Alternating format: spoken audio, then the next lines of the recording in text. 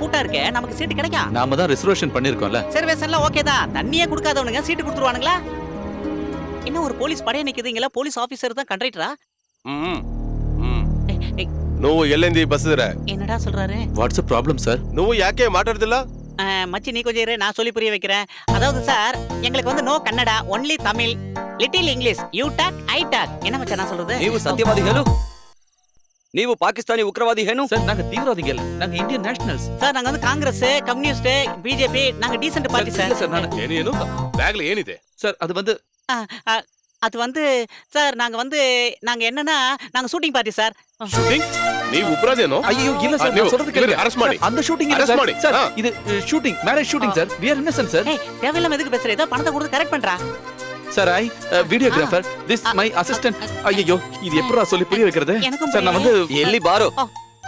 என்ன பிரச்சனை? சார் நீங்க தமிழா சார்? ஆமா. ரொம்ப நல்லதா போச்சு சார். நாங்க தீவிரவாதிகன்னு சொல்லி எங்களை புடிச்சு நிக்க வச்சிருக்காங்க சார். நாங்க தமிழ்நாட்டுல இருந்து வந்த 2 வீடியோகிராஃபர் சார். இங்க பெங்களூர்ல ஒரு மேரேஜ் கவரேஜ்க்காக வந்தோம். இந்த பேக் ஃபுல்லா வீடியோ எக்யூப்மெண்ட்ஸ் தான். அதை உங்களுக்கு கொஞ்சம் சொல்லி புரிய வைங்க சார். ನೀವು ಹಣಿಗುಂಡು ದುರ್ಗೆ, ಇವರು ಉಗ್ರವಾದಿ ಅಲ್ಲ. ಇವರು ತಮಿಳುನಾಟ್ಲೆ ಬಂದೆ videographer. C inspector, he is not A terrorist. ಇವರಿಗೆ ಕನ್ನಡ ಬರುತ್ತಿಲ್ಲ. Language is A problem. ಹೌದಾ? ಹೋಗಿ என்னத்த சொல்றாரு? ಹೋಗಿ ಹೋಗಿ உள்ள போ சார். ஓகே வந்துடுறா டேய். சீக்கிரம் வந்துரு.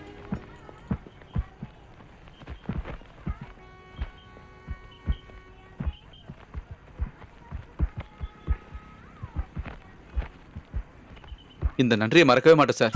நீங்க மட்டும் வராம இருந்திருந்தா கண்டிப்பா பெரிய பிரச்சனையா இருக்கும் சார். ஆமா ஆமா சார். பாம்பேல தீவிரவாதிகளோட அட்டாக் அப்புறம் எல்லா இடத்துலயும் செக்கிங் ரொம்ப அதிகமாயிடுச்சு.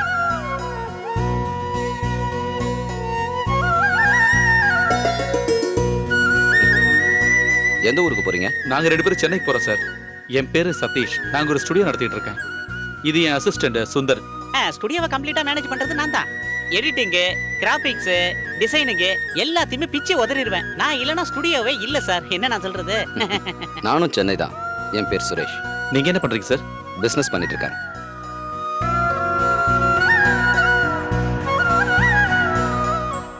இல்ல ஃப்ளைட் மிஸ் ஆயிடுச்சு. நான் பஸ்ல வந்துட்டு இருக்கேன். ஆ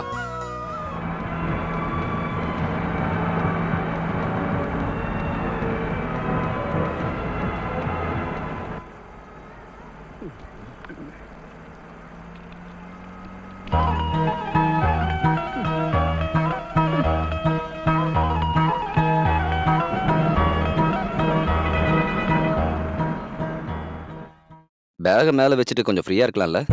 வேண்டாம் சார், இதுல கேமரா இருக்கு. இதான் என்னோட உயிர். இது மேல இருந்து கீழே ஏதாவது விழுந்துருச்சுன்னா புதுசு வாங்குறது பணம் இல்ல. பொருளாதார நெருக்கடியால அதிகமா பிரச்சனை அனுபவிக்கிறது எங்களை மாதிரி ஆளுங்க தான். 2 கல்யாணம் 2 வளகாப்பு கிடைச்சா பிரச்சனை தீந்துரும்ல? இல்ல சார், பழைய மாதிரி வேலை இல்ல. ஃப்ரீலான்ஸ் ஆளுங்க நிறைய பேர் வந்ததுனால இப்பெல்லாம் வேலை கிடைக்கிறதே இல்ல. அவங்களுக்கு ஸ்டுடியோ வேண்டாம், வாடகை கொடுக்க வேண்டாம், ஸ்டாஃப் வேண்டாம். ஒரு கம்ப்யூட்டர் மட்டும் இருந்தா பிரச்சனை முடிஞ்சு போச்சு. நம்ம கல்யாணத்துக்கு உங்க அப்பா சம்மதிக்காம இருந்தா என்ன பண்ணிருப்ப?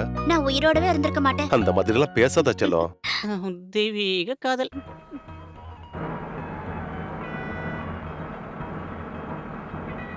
மும்தாஜ் செத்ததுக்கு அப்புறம் ஷாஜஹான் அவளோட ஞாபகமா தாஜ்மஹால் கட்டினாரு. நான் இறந்து போயிட்டா நீங்க என்ன பண்ணுவீங்க? நீ இறந்து போயிட்டா நானும் உன் கூட செத்து போயிருவேன். முட்டா பையன். நானா இருந்தா அவ தங்கச்சி கூட சந்தோஷமா வாழ்வேன்.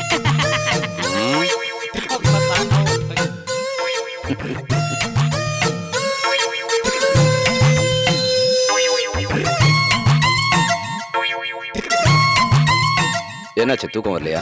இல்ல சார், கொஞ்ச நாளாவே சரியா தூக்கமே வரதில்ல. முன்னெல்லாம் பஸ்ல நான் நின்னுகிட்டே தூங்கியே பயணம் பண்ணிருக்கேன். சரி, இப்ப என்னாச்சு? என்னன்னு சொல்றது, ஒவ்வொரு பிரச்சனை, மனசுக்கு சுத்தமா நிம்மதியே இல்ல. 1-2 பிசினஸ் பண்ணி நிறைய பணம் போச்சு. சொந்தமான ஒரு வீடை கட்டினேன், ஆனா குடியேறதான் முடியல. அந்த வீட்டு டாக்குமெண்ட்டை வச்சு ஒரு ஃபினான்ஸ் கம்பெனில இருந்து பணத்தை வாங்கி தான் புதுசா பிசினஸ் ஆரம்பிச்சேன். என்னமோ நான் கையை வச்சா எதுவும் விளங்குறதில்ல. அதெல்லாம் பெரிய கதை சார்.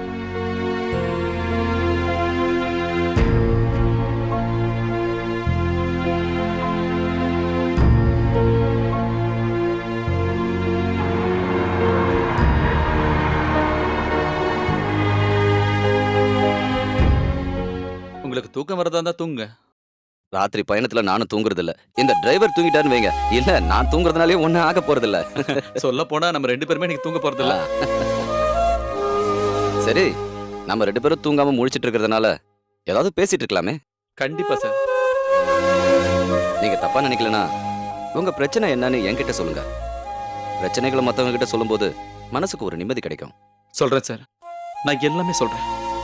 ஒரு வீடியோகிராஃபரா இருந்த எனக்கு மனசுக்குள்ள நிறைய கனவுகள் இருந்தது. Cut cut cut cut. புது பொண்ணோட ஸ்மைல் சரியா வரல, இன்னொரு தடவை ட்ரை பண்ணலாம். சுந்தர், என்ன அந்த ஸ்மைல் எப்படின்னு சொல்லி கொடு. எந்த மாதிரி ஸ்மைல் வேணும்னு சொல்லு.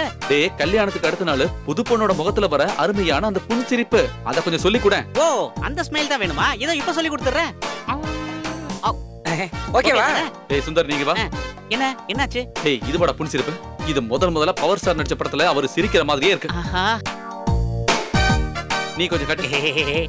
ஐயோ அம்மாடி, கொஞ்சம் இயல்பா சிரிச்சு காட்டேன். அவ்வளவுதான். ஓகே. இததான் நானும் சொன்னேன், மறந்துட்டாங்க. சுந்தர், என்ன அவங்களுக்கு அந்த ப்ரொஃபைல் ஷாட் கொஞ்சம் காட்டி கொடு. இந்த ப்ரொஃபைல அப்படி இப்படி திருப்பி கொஞ்சம் இப்படி டவுன் டேய், பண்ணி. வேண்டாம், அவ்வளவு வேண்டாம். ஃபேஸ்ல இருக்க மேக்கப் எல்லாம் போயிடும்டா. உடம்புல தொடாம காட்டினா போதும். கொஞ்சம் சொல்லி கொடுக்குறியா? இப்படி தானே சொன்னேன், கரெக்டா? Okay, ready. ஃபைன். நான் சொன்னது அப்படியே செஞ்சுட்டாங்க. ஓகே. ஒரு கல்யாண ஆல்பத்துக்காக நான் ஏன் இந்த மாதிரிலாம் பண்றேன்னு நீங்க யோசிக்கலாம். நான் செய்யற வேலையில பெர்ஃபெக்ஷன், குவாலிட்டி இருக்கணும். என்னோட ஷார்ட்ஸ் எல்லாமே சினிமா ஸ்டைல்ல தான் இருக்கும். அது உங்களோட கல்யாண சிடி பார்க்கும்போது உங்களுக்கு புரிஞ்சிடும். இவர் இந்த மாதிரி கேமரா தூக்கிட்டு இங்க சுத்த வேண்டிய ஆளே கிடையாது. ஒருவேளை ஒரு சினிமால இருந்திருந்தா ஒரு சந்தோஷ் சிவன், ஒரு பாலுமகேந்திரா மாதிரி இவர் ஆயிருந்திருப்பாரு. கொஞ்சம் இங்க வரீங்களா? இதோ வந்துட்டேன். டேய், தயவு செஞ்சு என்ன கொஞ்சம் வாழ விடுங்களேன்டா. போங்கடா, பேக் அப். Thank you.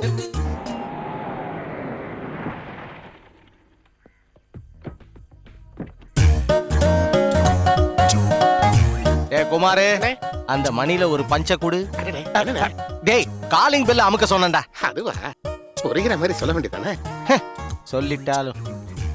டேய், நல்லா அமுக்குடா, அப்பதான் உங்களுக்கு கேக்கும். இந்த பெல்ல சவுண்ட் பக்கத்து வீட்டுக்காரனுக்கு கேட்கும் முதலாளி. யாரையும் காணோம்.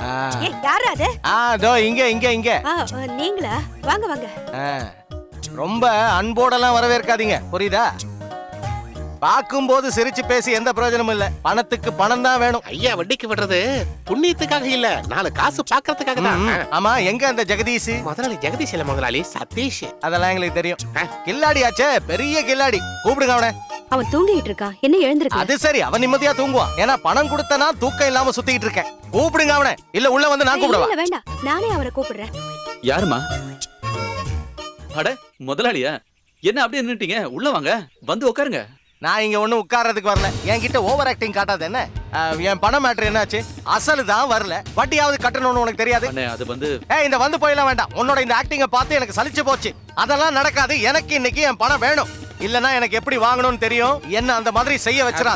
எனக்கு கொஞ்சம் டைம் நீங்க கொடுத்தே ஆகணும். டைம் எல்லாம் நிறைய கொடுத்தாச்சு. உன்கிட்ட பணம் இல்லனா உன் அண்ணன் தாசில்தார் இருக்கான்ல, அவன்கிட்ட வாங்கிக்கலாம். டெய்லி நிறைய லஞ்ச பணம் வாங்கிட்டு இருக்காருல்ல, அவர் நினைச்சாருன்னா உடனே கொடுத்துட முடியல. அண்ணன் கிட்ட நான் பணம் எல்லாம் கேக்குறதே இல்ல. ஒரு வாரம் நீங்க எனக்கு டைம் கொடுத்தே ஆகணும். அதுக்குள்ள நான் எப்படியாவது பணத்தை தந்துடுறேன். அது சரி, நீ ஆளு சூப்பர் ஆச்சே. கொலை குற்றத்துக்காக நான் உள்ள போய் படுத்தனா அதுக்கப்புறம் நீ பணம் தர வேண்டிய அவசியம் இல்லை. கண்டிப்பா நான் உங்களுக்கு அடுத்த வாரம் பணம் தந்துடுறேன். நம்பலாம்ல? நிச்சயமா. ஒரு வாரத்துக்குள்ள என் பணத்தை தரலன்னு வை, உங்க அம்மா பேர்ல வச்சிருக்கேன் அந்த பத்மா ஸ்டுடியோ, அதை எங்க அம்மா பேருக்கு மாத்திக்குவேன். எலிசபெத் ஸ்டுடியோன்னு மாத்திருவேன். எலிசபெத்ங்கிறது மகாராணியோட பேராச்சே முதலாளி. இருந்துட்டு போது, என்ன பொறுத்த வரைக்கும் எங்க அம்மாவும் மகாராணி தான். எங்க அம்மாவோட பல சொந்தக்காரங்க மகாராணிங்க தான். அந்த விஷயம் உனக்கு தெரியுமா? அப்புறம் சொன்னது ஞாபகம் இருக்கட்டும், ஒரு வாரம் தான் டைம். இப்ப நான் கிளம்புறேன். பணம் கிடைக்கலன்னு வை, என் உண்மையான முகத்தை நீ பார்க்க வேண்டியிருக்கும். ஏய் வாடா.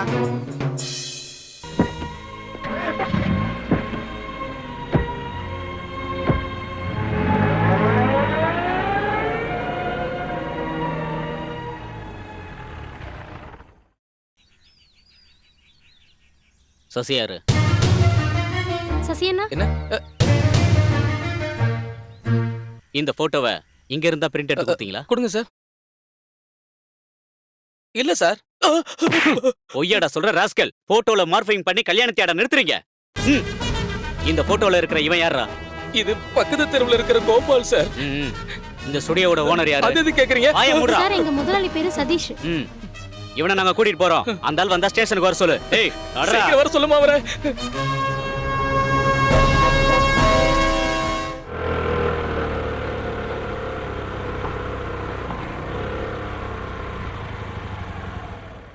பிரசாத்,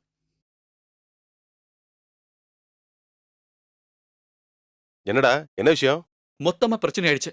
இந்த காலத்துல எவனையுமே நம்ப முடியல. என்னடா விஷயம் என்னன்னு சொல்லு. ஏதோ ஒரு பொண்ணோட பையனோட போட்டோ மாஸ்கிங் பண்ணி அதை பிரிண்ட் போட்டு கொடுத்ததுனால சசியை போலீஸ் அரெஸ்ட் பண்ணி கொண்டு போயிட்டாங்க. என்னையே ஸ்டேஷனுக்கு வர சொல்லிருக்காங்களா? ஓ, உங்ககிட்ட எத்தனை தடவை சொல்லியிருக்கேன் நமக்கு நம்பிக்கையானவங்கள தான் வேலைக்கு வச்சுக்கணும்னு. இந்த மேட்டர் மட்டும் வெளியே தெரிஞ்சுன்னு வை, உன் ஸ்டுடியோக்கு யாராவது போட்டோ எடுக்க வருவாங்களா? அவன் இந்த மாதிரி பண்ணுவான்னு நான் கொஞ்சம் கூட எதிர்பார்க்கல. இப்ப என்ன செய்யறதுன்னே தெரியல. அந்த எஸ்ஐ உனக்கு நல்ல பழக்கம் இருக்குல்ல? பழக்கலாம் இருக்கு, ஆனா அந்த ஆளு ஒவ்வொரு நேரத்திலயும் ஒவ்வொரு மூட்ல இருப்பாரு. உனக்கு தெரியாதுன்னு சொல்றதுல அர்த்தமே இல்ல. உன் ஸ்டுடியோல இருந்து தான் இந்த போட்டோவை பிரிண்ட் எடுத்து கொடுத்திருக்காங்க. நீ அந்த குடும்பத்தை பத்தி கொஞ்சமாவது யோசிச்சு பாரு. இனி யாராவது ஒரு பையன் அந்த பொண்ணு கல்யாணம் பண்ண முன் வருவானா? இந்த விஷயத்துக்கு இவனுக்கு சம்பந்தமே இல்ல சார். யாருக்குமே தெரியாம ஸ்டுடியோல வச்சு சசி தான் அந்த பிரிண்ட போட்டு கொடுத்துருக்கான் சார். யாரு போட்டு கொடுத்தாலும் பிரச்சனை இல்ல. ஸ்டுடியோ ஓனருங்கிற முறையில இந்த ஆளுக்கு அதுல பங்கு இருக்கு. இது கிரிமினல் அஃபென்ஸ் தெரியல. இப்படி எல்லாம் நடந்ததுல இவனுக்கும் ரொம்ப வருத்தம் இருக்கு சார். நான் விசாரிச்சு பார்த்ததுல எனக்கு பழக்கமானவரோட பொண்ணு தான் சார் அது. நாங்க இன்னைக்கே போய் அவரை பாக்குறோம். உனக்கு இதுக்கும் எந்த சம்பந்தமும் இல்லைன்னு இவர் சொன்னதுனாலதான் உன்னை விடுறேன். ஆனா இந்த திமிர் பிடிச்சவன் இருக்கானே, இவனை நான் விடவே மாட்டேன். சார், இந்த ஒரு தடவை நீங்க இவங்க மேல கொஞ்சம் கருணை காட்டுங்க. ஒரு நிமிஷம், நீ மட்டும் போனா போதும். நான் இங்கே நிக்கிறேன். அப்புறம் எதுக்கு நீ வந்த? அதுக்கு இல்ல, நான் தான் ஸ்டுடியோ ஓனர்னு தெரிஞ்சா அவங்க ஒருவேளை. அவங்க அந்த மாதிரியான ஆள் கிடையாது. நான் தானே கூட்டிட்டு வந்தேன். வா. அட, யாரு இது? வா வா வா வா, வந்து உட்காரு. உட்காருப்பா. என்னாச்சு திடீர்னு வந்திருக்க? நடந்த விஷயத்த கேள்விப்பட்டேன். உங்களை வந்து பார்க்கணும்னு தோணுச்சு, அதான் வந்தேன். ஏதேதோ நடந்து போச்சு. ஆமா, இவர் யாரு? இவன் சதீஷ், என் சிஷியன் தான். இவர் ஸ்டுடியோல இருந்த ஒருத்தன் தான் நம்ம ஸ்ரீஜாவோட கல்யாணத்தை தடுக்க போட்டோ எடுத்து கொடுத்தவன். பணம் சம்பாதிக்க இது ஒரு நல்ல வழிதானே. இதை விட வேற. உங்களோட நிலைமை எனக்கு நல்லா புரியுது. அதோட உண்மை நிலவரம் என்னன்னு சொல்லிட்டு போக தான் நாங்க வந்தோம். இதுக்கு காரணம் இவன் இல்ல. இந்த விஷயத்துல இவன் நிரபராதி. ஆமாங்க, நான் ஊர்ல இல்லாத நேரம் பார்த்து உங்க பொண்ணோட லவ்வர்னு சொல்லி எவனோ ஒருத்தன் வந்து என் அசிஸ்டன்ட்டுக்கு பணத்தை கொடுத்து இந்த மாதிரி செய்ய வச்சுட்டான். இப்படி எல்லாம் நடந்ததுக்காக மன்னிப்பு கேட்க தான் நாங்க இங்க வந்தோம். இனிமே மன்னிப்பு கேட்டு என்ன பிரயோஜனம் இருக்கு? என் பொண்ணு வாழ்க்கையே போயிடுச்சு, அதை திருப்பி தர முடியுமா?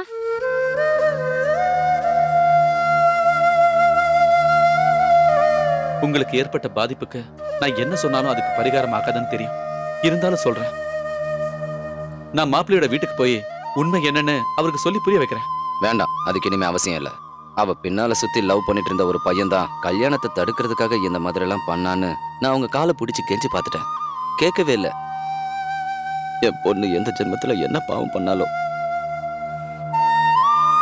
இனிமே அவங்களே வந்து கேட்டாலும் அந்த பையன் வேணான்னு என் பொண்ணு சொல்லிட்டா. நீங்க கவலைப்படாதீங்க, கடவுள் உங்களுக்கு நல்லதே பண்ணுவாரு. ஆமா, ஸ்ரீஜாங்க? அவ கம்ப்யூட்டர் கிளாஸ் போயிருக்கா. அப்ப நாங்க வரேன். கிளம்புறோம்.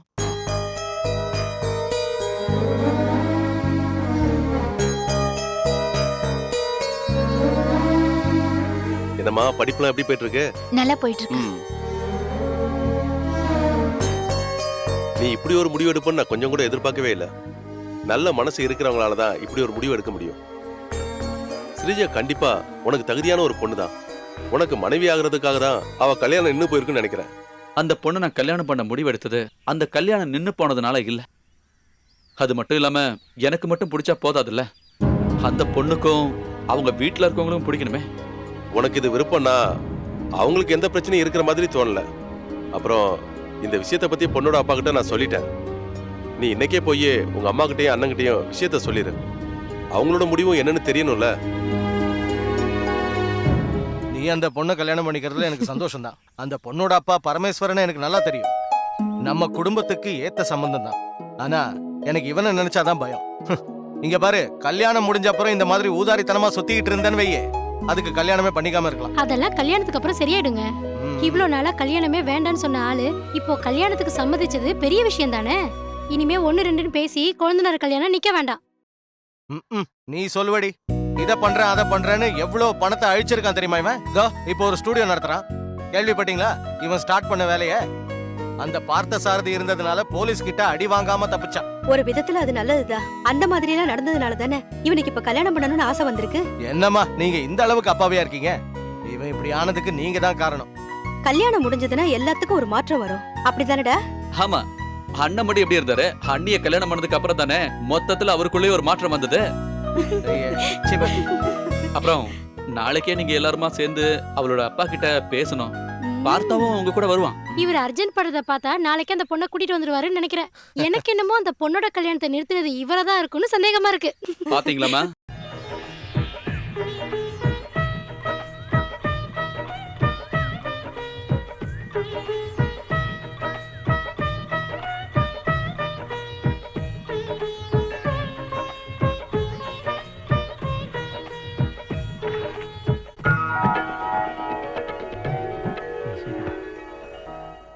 ஆ ஆ இத இத எங்க வைக்கிறது?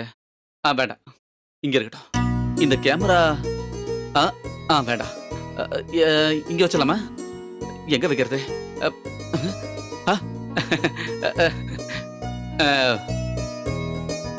இந்த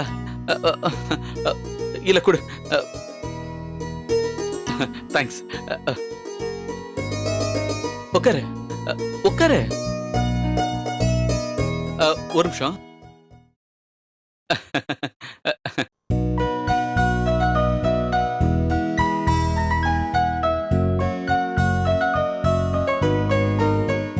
போன் ஆஃப் பண்ணிடல. போட்டோ மாஸ்க் பண்ண சசிக்கு தான் முதல்ல என் நன்றியை சொல்லணும். அந்த ஃப்ராடுக்கா? ஆமா, அவ அன்னைக்கு அந்த மாதிரி பண்ணதுனால தானே எனக்கு ஒண்ணு கிடைச்சது. யாரு இந்த ராத்திரியில? Happy married life. பிரசன்டேஷன் கொடுத்துட்டு ஓடிலான்னு பாக்குறியா? வாடா உள்ள. காலையில கல்யாணத்துக்கு வர முடியாததால முதல்ல சாரி கேட்டுக்கிறேன். என்ன மாதிரி ப்ரொடக்ஷன் மேனேஜர்ஸ்க்கு சொந்த வேலைகளை பாக்குறதுக்கு ப்ரொடியூசர்ஸ் நேரம் தரதே இல்ல. அதுதான் பிரச்சனையே. இந்த அப்படி என்னோட கடமையை நான் செஞ்சுட்டேன். கல்யாணத்துக்கு வரதுக்காக நான் எவ்வளவோ முயற்சி பண்ணி பார்த்தேன். பாண்டிச்சேரி தான் லொகேஷன். பத்தா குறைக்கு அஜித் சார் தான் ஹீரோவே. அதுக்கப்புறம் அங்கிருந்து நகர முடியுமா? யோசிச்சு பாரு. சரி, நான் உடனே கிளம்பிடுறேன்ப்பா. உன்னோட சிவபூஜையில நான் கரடியை நுழையறதுக்கு விரும்பல. உன் பொண்டாட்டியை கூப்பிடு. ஸ்ரீஜா, நீ உட்கார்ற. ஸ்ரீஜா, என்னடா இது பெரும் தொல்லையா இருக்கு. முடியாது, போக முடியாது, விட மாட்டேன். அட்வான்ஸ் காசு ₹1 கூட குறையாம வாங்கினல. இப்ப மகேஷ் பாபு கூட நடிக்க போறேன்னு சொன்னா அது முடியாது. No no no no, nothing doing. யாரு? தனிஷ்கா. தனிஷ்காவா? அது யாரு? தெலுங்குல ஒரு புது நடிகை தனிஷ்கா. அவளோட எந்த ஆட்டமும் என்கிட்ட பலிக்காதுல்ல. இந்த இண்டஸ்ட்ரியில நான் சொல்றதா நடக்கும்.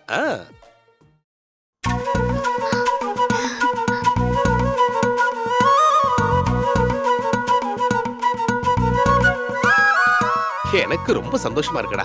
நல்ல மகாலட்சுமி மாதிரி பாசிட்டிவ் எனர்ஜியா இருக்கிற பொண்ணுதான் கிடைச்சிருக்கா. இது ரஃபீக். சொல்லணும்னா என்னோட பெஸ்ட் ஃப்ரெண்டே வந்தான். சினிமால ப்ரொடக்ஷன் கண்ட்ரோலர். நீ அதிர்ஷ்டம் பண்ணவுமா? இவன மாதிரி ஒரு நல்லவனா கிடைச்சதுக்கு நீ போன ஜென்மத்துல புண்ணியம் பண்ணிருக்கணுமா? இவன் ஒரு சாதாரண வீடியோகிராஃபர் ஆக வேண்டிய ஆளே கிடையாது. இவனோட ஃபியூச்சரே சினிமால தான். இவன் கண்டிப்பா பெரிய கேமராமேன் ஆவான். அதுல சந்தேகமும் இல்ல. சரி, நீ ஏதாவது சாப்பிட்டியா இல்லையா? நான் சாப்பிட்டுதான்ப்பா வரேன். சரி, குடிக்க ஏதாவது? ஒன்னும் வேண்டாம். சரிம்மா, நான் கிளம்புறேன். என்னோட எல்லாவித வாழ்த்துக்கள். Good night, sweet dreams. வரமா? தேங்க்யூடா.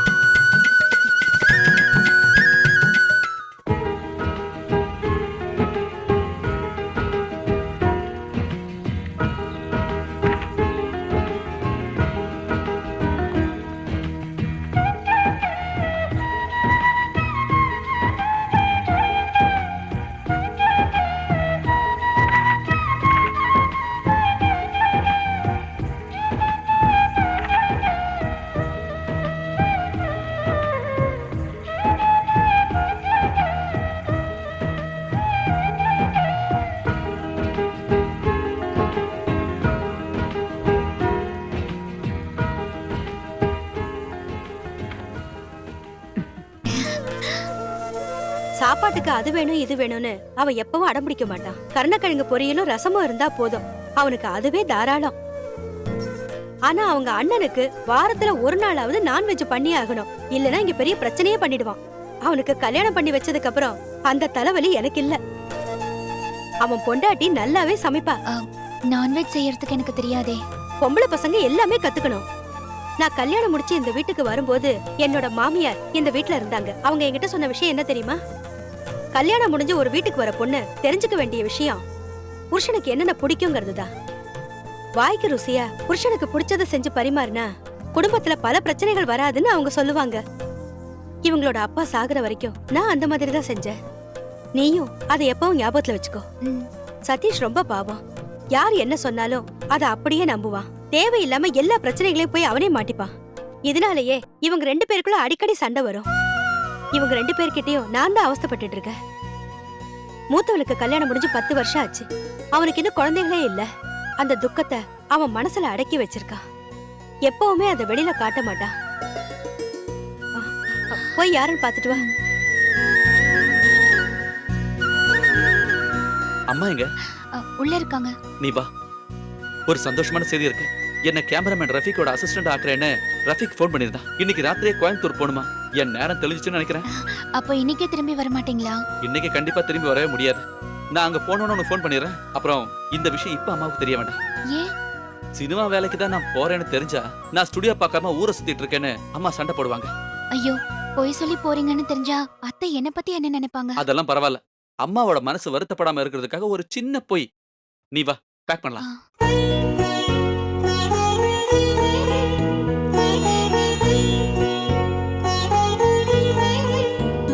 ரஃபீக், அடா பயங்கர பசிப்பா. ரொம்ப நேரம் வெயிட் பண்ணி பார்த்தேன், பசி தாங்கல. Train Leto. உட்கார. சரி நீ சாப்பிடு. இல்ல வேண்டாம், நான் குளிச்சு ஃப்ரெஷ் ஆகி. டேய், குளிக்கிறதெல்லாம் அப்புறம் பாத்துக்கலாம். டைரக்டரோட ரூம்ல கேமராமேனும் ரைட்டர் டிஸ்கஷன்ல இருக்காங்க. நாம அங்க போய் அவங்கள பார்க்கணும்ல. சீக்கிரம் சாப்பிடு. இங்க பாரு, லட்டு மாதிரி சிக்கன் ஃப்ரை, சிக்கன் கறி, மட்டன் கைமா, சப்பாத்தி, சாலடு. ஒரு ரவுண்ட் ஊத்த வேண்டாம், நான் சாப்பிட மாட்டேன். சாப்பிடக்கூடாது. மது நாட்டுக்கும் வீட்டுக்கும் கேடுன்னு பாட்டிலே எழுதி வச்சிருக்காங்க. அதை தெரிஞ்சு முட்டை பசங்க குடிக்கிறாங்க.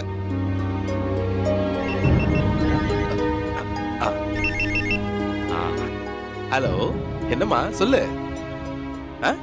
சவுண்டு வருதா? பழசாயிடுச்சுன்னா சத்தம்லாம் வர்றது இயல்புதான். இப்ப எதுவுமே பண்ண முடியாது.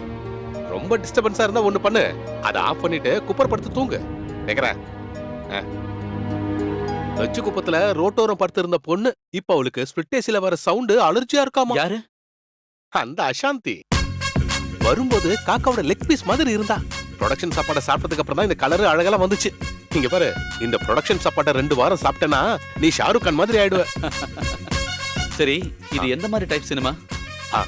இது ஃபுல்லா ஒரு ஃபேமிலி சப்ஜெக்ட் தான். டைவர்ஸ் ஆன புருஷன் பொண்டாட்டிக்கு நடுவுல நடக்கிற ஒரு பயங்கரமான பிரச்சனையை மையமா வச்சு ஒரு super black Bastar cinema. Super hit தான். சூப்பர் ஹிட் எல்லாம் ரிலீஸுக்கு அப்புறம் தானே சொல்ல முடியும். இதோட கதை தான் என்ன? கதெல்லாம் அதுக்கப்புறமா சொல்றேன். அதுக்கு முன்னாடி கேமராமேனை நாம போய் பார்த்தாகணும். அதுக்கப்புறம் வந்துட்டு குளிச்சிட்டு சாப்பிடு. இப்ப படத்தோட 3/4 ஷூட் பண்ணி முடிச்சாச்சு. இனிமே கிளைமேக்ஸ் என்னன்னு முடிவெடுக்காம அடுத்த சீனுக்கு போக முடியாது. May come in sir. Yes. Rafiq, நாளைக்கு லொகேஷன் ஓகே தானே? Okay sir. சேகர் சார், இதான் நான் சொன்ன ஆளு. ஒரு 5 நிமிஷம் ரஃபிக், இதை நான் முடிச்சுட்டு வந்துடுறேன். இப்ப நம்ம வச்சிருக்கிற கிளைமேக்ஸ் ரொம்ப சாதாரணமா இருக்கு. இந்த ஃபேமிலி சப்ஜெக்ட பொறுத்த வரைக்கும் எதிர்பாராத ஒரு முடிவு தான் கிளைமேக்ஸா இருக்கணும். அப்பதான் லேடிஸை நம்மளால கவர் பண்ண முடியும். நீங்க என்ன சொல்றீங்க சேகர்? கரெக்ட் தான் சார்.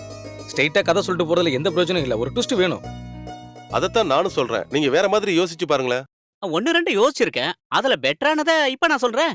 லீகலா டைவர்ஸ் ஆகி பிரிஞ்சு இருக்கிற லேகாவுக்கும் ரவிக்கும் குடும்பத்துல இருக்கிற சொந்தக்காரங்க வேற கல்யாணம் பண்ண பாக்குறாங்க.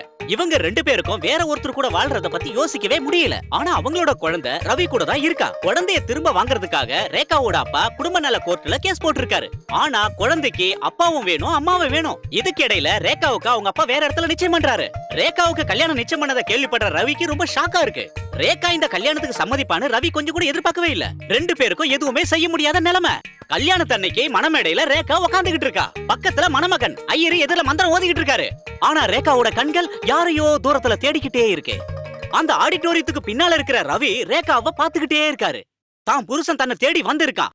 ஒண்ணுமே செய்ய முடியாத ரேகாவோட நிலைமை. டென்ஷன். சில நொடிகள்ல சில மாதிரி உட்கார்ந்திருக்க அவ கழுத்துல மணமகன் தாலிய கட்டுறாரு. அப்படியே ரீரே கடிங்க தூக்குறோம்.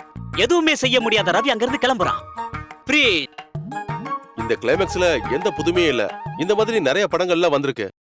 ஆமா சார், இதே மாதிரி ஒரு தெலுங்கு படத்துல கூட நான் பாத்திருக்கேன். புருஷன் இருக்கிற ஹீரோயின் வேற ஒருத்தரை கல்யாணம் பண்ணிட்டா படம் பார்க்க வர லேடிஸ் ஏத்துக்க மாட்டாங்க. இதுலயே வேற ஏதாவது சேஞ்ச் பண்ணுங்க. நானும் யோசிக்கிறேன். சார், நான் ஒரு சஜஷன் சொல்லவா? கம்முனிரா. சாரி சார், ஒண்ணு இல்ல. அவர் ஏதோ சொல்றேன்னு சொன்னார்ல, நல்லா இருந்தா வச்சுக்கலாமே. நீங்க சொல்லுங்க.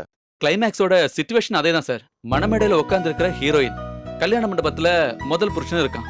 டென்ஷனோட சில நிமிஷங்கள். தாலி கட்டுறதுக்கு கொஞ்சம் முன்னாடி மம்மி அப்படின்னு ஒரு சின்ன குழந்தை கூப்பிடுறா.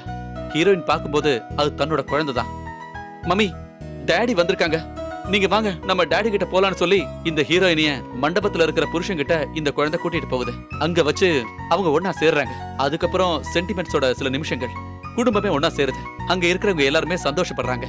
இதத்தான் நான் சொல்லலான்னு வந்தேன். குட், நல்லா இருக்கு. லேடிஸுக்கு கண்டிப்பா அந்த கிளைமேக்ஸ் பிடிக்கும். நீங்க என்ன சொல்றீங்க? ரொம்ப நல்லா இருக்கு சார். அப்ப இதை ஃபிக்ஸ் பண்ணிடலாமா? நீங்க ரைட்டரா? பேர் என்ன? சதீஷ். சேகர் சார் கிட்ட கேமரா செட்டை செய்யறதுக்காக வந்தான். எதுக்கு நீங்க கேமரா அசிஸ்டண்டா சேர்றீங்க? உங்களுக்கு தான் நல்ல ஸ்டோரி சென்ஸ் இருக்குல்ல, நல்ல கதை பண்றதுக்கு நீங்க ட்ரை பண்ணுங்க. சினிமாவுக்கு இப்ப நல்ல எழுத்தாளர்கள் தான் தேவை. கேமரா அசிஸ்டண்டா நீங்க ஜாயின் பண்ணீங்கன்னா பல வருஷம் கழிச்சு தான் நீங்க படமே பண்ண முடியும். ஆனா இது அப்படி இல்ல. ஒரு படம் கிளிக் ஆயிடுச்சுன்னா அடுத்த படத்துக்கு நீங்க கேட்கிற சம்பளத்தை கொடுப்பாங்க. உங்ககிட்ட நல்ல கதை இருந்தா கொண்டு வாங்க. என்னோட அடுத்த படத்துக்கு உங்க கதையை நான் பயன்படுத்திக்கிறேன். Thank you sir. சரி, அப்ப நம்ம கிளம்பலாம். வர வாங்க.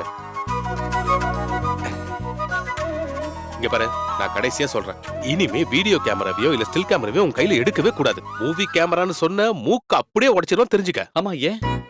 டைரக்டர் சார் சொன்னது கேட்டல, அவரோட அடுத்த படத்துக்கு உன்னோட கதையை யூஸ் பண்றதா சொல்லிருக்காரு. சாரோட அடுத்த 2 படத்துக்கும் கதை இன்னும் ரெடி ஆகவே இல்ல.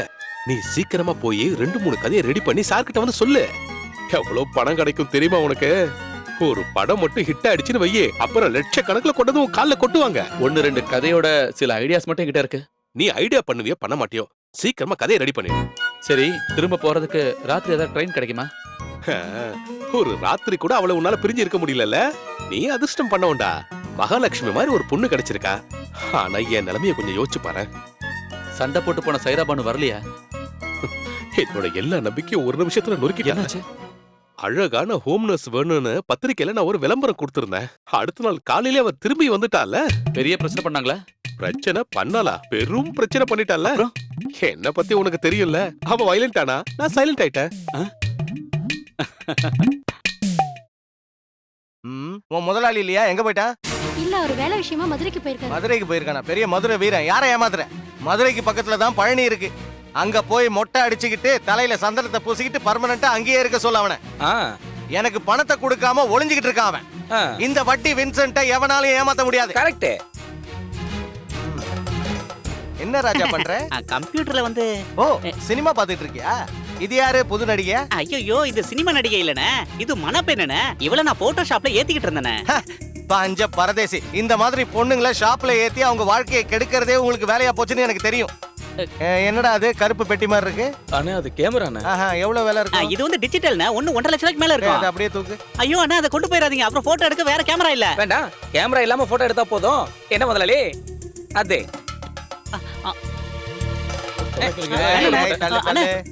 போங்கடா, சும்மா வேடிக்கை பார்த்துட்டு இருக்காத. கார்ல கொண்டு போய் வை. முதலாளி வெயிட்டே இல்ல. இத வச்சு எப்படி படம் எடுக்கலாம்னு நாம கத்துக்கலாம் முதலாளி. இந்த டிவி கூட எடுத்துக்கலாமா முதலாளி? வேணாண்டா, பசங்க சினிமா பார்த்து கெட்டு நாசமா போட்டோம். கரெக்டா சொன்னீங்க செல்லம். இப்ப அடிக்கிற வெயிலுக்கு கருப்பு கொடையை விட வெள்ளை கொடை தான் ரொம்ப நல்லதா. 18 வயசுல இருந்து அர்த்தராத்திரியில கூட பிடிக்கிறது எங்க முதலாளி பழக்கமா வச்சிருக்காரு. ஆனா இப்பதான் முதல் முறையா கொடையோட நேரத்தை மாத்தி இருக்காரு. எங்க முதலாளியை பத்தி உங்களுக்கு ஒண்ணுமே தெரியாது. என்ன முதலாளி சொல்லட்டுமா? அத கார்ல கொண்டு போய் வை. ஏய், தல தல தல தல. சரி, நான் வரட்டுமா? இப்போ என்ன பண்றது? ஸ்கிரிப்ட் எழுத சொன்னதும் முதல்ல ஞாபகம் வந்ததே உன்னோட இந்த முகம்தான். போங்க. சத்தியமா சொல்றேன், என்னோட இந்த அதிர்ஷ்டத்துக்கு எல்லாமே காரணம் இந்த மகாலட்சுமி தானே. எனக்கு சினிமா ரொம்ப பிடிக்கும். எங்க வீட்ல மாசத்துக்கு ஒரு படமாவது பாத்துருவோம். கதை, திரைக்கதை, வசனம்னு ஸ்கிரீன்ல பாக்கும்போது ஜனங்க எதுக்காக கை தட்டுறாங்கன்னு எனக்கு அப்ப தோணி இருக்கு. அதுதான் ஒரு எழுத்தாளனுக்கு கிடைக்கிற அங்கீகாரம், பேனாவோட சக்தி. இந்த விஷயத்தை அத்தை கிட்ட சொல்ல வேண்டாம். வேண்டாம் வேண்டாம், இப்ப சொல்ல வேண்டாம். இப்போதைக்கு சஸ்பென்ஸாவே இருக்கட்டும். எல்லாம் ஓகே ஆனதுக்கு அப்புறம் சொல்லலாம். டேய் சதீஷ், டேய் கொஞ்சம் சீக்கிரமா வாயேன். பெரிய பிரச்சனை ஆயிடுச்சு. என்னாச்சு? அந்த வின்சென்ட் வந்து கேமராவெல்லாம் தூக்கிட்டு போயிட்டான். நீங்க தடுக்க வேண்டியதானே? அவன் பேசிட்டு இருக்கும்போது எடுத்துட்டு போயிட்டான்பா. அது மட்டும் இல்ல, கம்ப்யூட்டரையும் எடுத்துட்டு போறதா சொல்லியிருக்கான். நாளைக்குள்ள பணத்தை கொடுக்கலனா கேமராவும் வித்துருவானா. நான் இல்லாத போது கேமரா எடுத்துட்டு போனது ரவுடிசம். நம்ம கண்டிப்பா போலீஸ்ல கம்ப்ளைண்ட் பண்ண வேண்டியதா. இனி போலீஸ் கேஸ்னு ஊர்க்காரங்களா சிரிக்கணுமா என்ன? வட்டிக்கு பணம் வாங்கி ஸ்டுடியோ ஆரம்பிக்கும் போதே நான் வேண்டான்னு சொன்னேன். கடன் வாங்கினா என்ன? என் வீட்டோட டாக்குமெண்ட் அந்த கையில இருக்குல்ல. அந்த பணத்துக்கு இதுக்கு மேல கேரண்டி தேவையே இல்ல. உன் அண்ணனுக்கு இந்த விஷயம் தெரிஞ்சா பெரிய பிரச்சனை தான். மானம் போயிடுச்சுன்னு சொல்லி என்ன நிம்மதியா இருக்க விட மாட்டான். அப்போ அண்ணனோட மானத்தை பத்தி தான் உங்களுக்கு கவலை இல்ல? அவனுக்கு அவ்வளவு மான ரோஷம் இருந்தா கொஞ்சம் பணம் எனக்கு தர சொல்லு.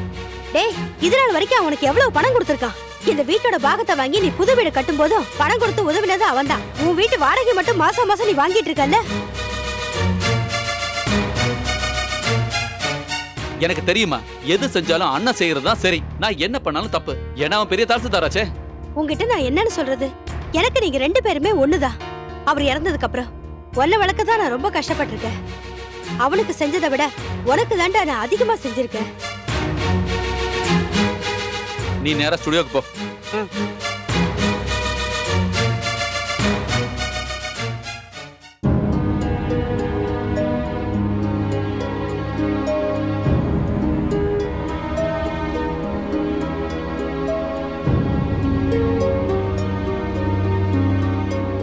எதுக்கே பார்த்துக்கிட்டு அந்த மாதிரிலாம் பேசுனீங்க? என் முன்னாடி அந்த மாதிரிலாம் பேசும்போது அவங்க ரொம்ப வருத்தப்படுவாங்கல்ல. நம்மளோட நல்லதுக்காக தானே அவங்க அப்படி சொல்றாங்க. அவங்க முகத்தை பார்த்தாலே தெரியுது அவங்க ரொம்ப வருத்தமா இருக்காங்க. இல்ல இல்ல, எங்களுக்குள்ள எப்பவுமே இங்க இப்படிதான். நீ ஒண்ணும் பெருசுப்படுத்த வேண்டாம்.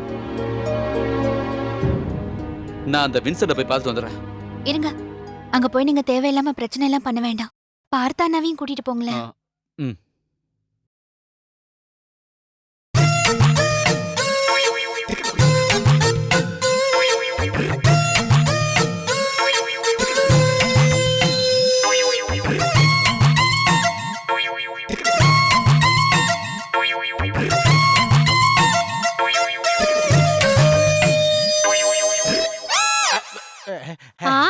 இதான் உங்க வேலையா? யோகாசனம்னு சொல்லி இங்க வந்து உட்காந்துட்டு பக்கத்து வீட்டு பொம்பளைய பாத்துட்டு இருக்கீங்களா? இவ்வளவு வயசாகி போயிடுச்சு, இதெல்லாம் நிறுத்த கூடாதா? அடியே, யோகாசனம் பண்ணும்போது எதையாவது பாத்துக்கிட்டே பண்ணணும்னு யோகாச்சாரியார்கள் சொல்லிருக்காங்க. அவங்க எது வேணாலும் சொல்லுவாங்க. ஆனா பக்கத்து வீட்டுக்காரி புருஷன் கராத்தே மாஸ்டர்ன்றத மறந்துடாதீங்க. இங்க பாருங்க, உங்களை பார்க்க 2 பேர் வந்திருக்காங்க. லேடிஸ் இல்லல்ல? இல்ல. அப்போ ஒர்க் அவுட் ஆச்சு அதுக்குள்ள. வாங்க.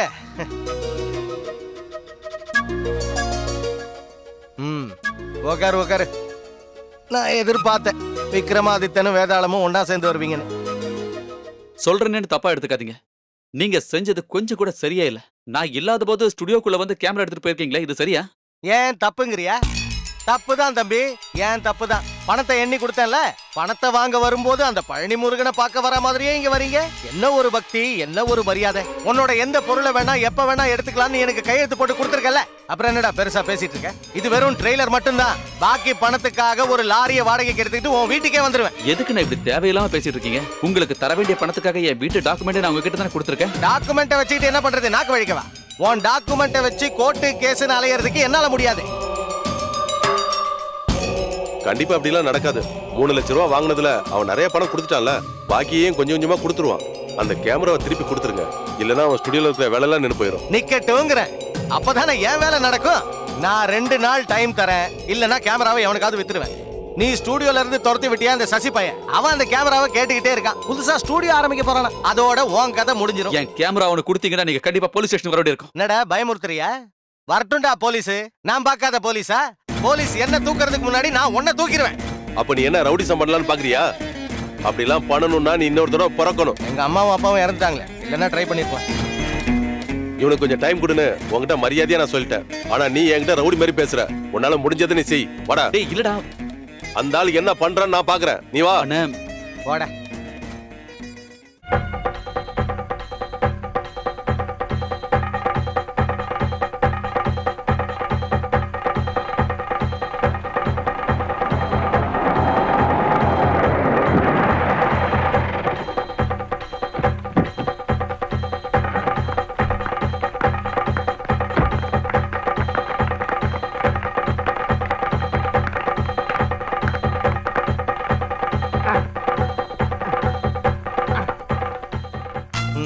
எதுக்குடா இவ்ளோ பெரிய கத்திரி?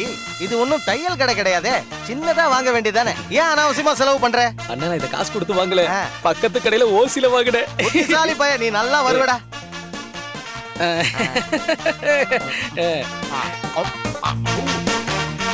என்னடா ஸ்மெல் ஒரு மாதிரி இருக்கு? டேய், இந்த கொடை ஸ்டுடியோல யூஸ் பண்றதுடா, கொடுத்துடுறா. இந்த கொடைய நான் சதீஷோட கடையில இருந்து தான் எடுத்தேன். இந்த வெள்ளை கொடைய வச்சுக்கிட்டு நடக்க ஆரம்பிச்சதுல இருந்து நான் வெள்ளையாயிட்டேன்னு என் பொண்டாட்டி சொல்றா. முதலாளி அம்மா பொண்டாட்டி கூட கிடையாது, என் பொண்டாட்டி சொல்றா. இந்த கொடை நீங்க பிடிக்க ஆரம்பிச்சது ரொம்ப வெள்ளையாயிட்டீங்களா? உன் பொண்டாட்டி சொன்னா அது கரெக்ட் தான். அண்ணே, இவன் தான் என்னோட புது பார்ட்னர் சாரதி. சாரதி சசி, அதான் சாசா. பணம் ஏதாவது வேணும்னா கூச்சப்படாம கேளு. நீ சதீஷோட ஸ்டுடியோல இருந்து வந்துட்டியா? கம்மி சார். அதனால தான் இவன் இங்க கூட்டிட்டு வந்துட்டேன். அப்ப இங்கேயும் வேலை கம்மி ஆயிடும். அண்ணே, ஒரு நல்ல நாள் அதுமா அவசகுடமா பேசாதீங்கண்ணே. ஆமா.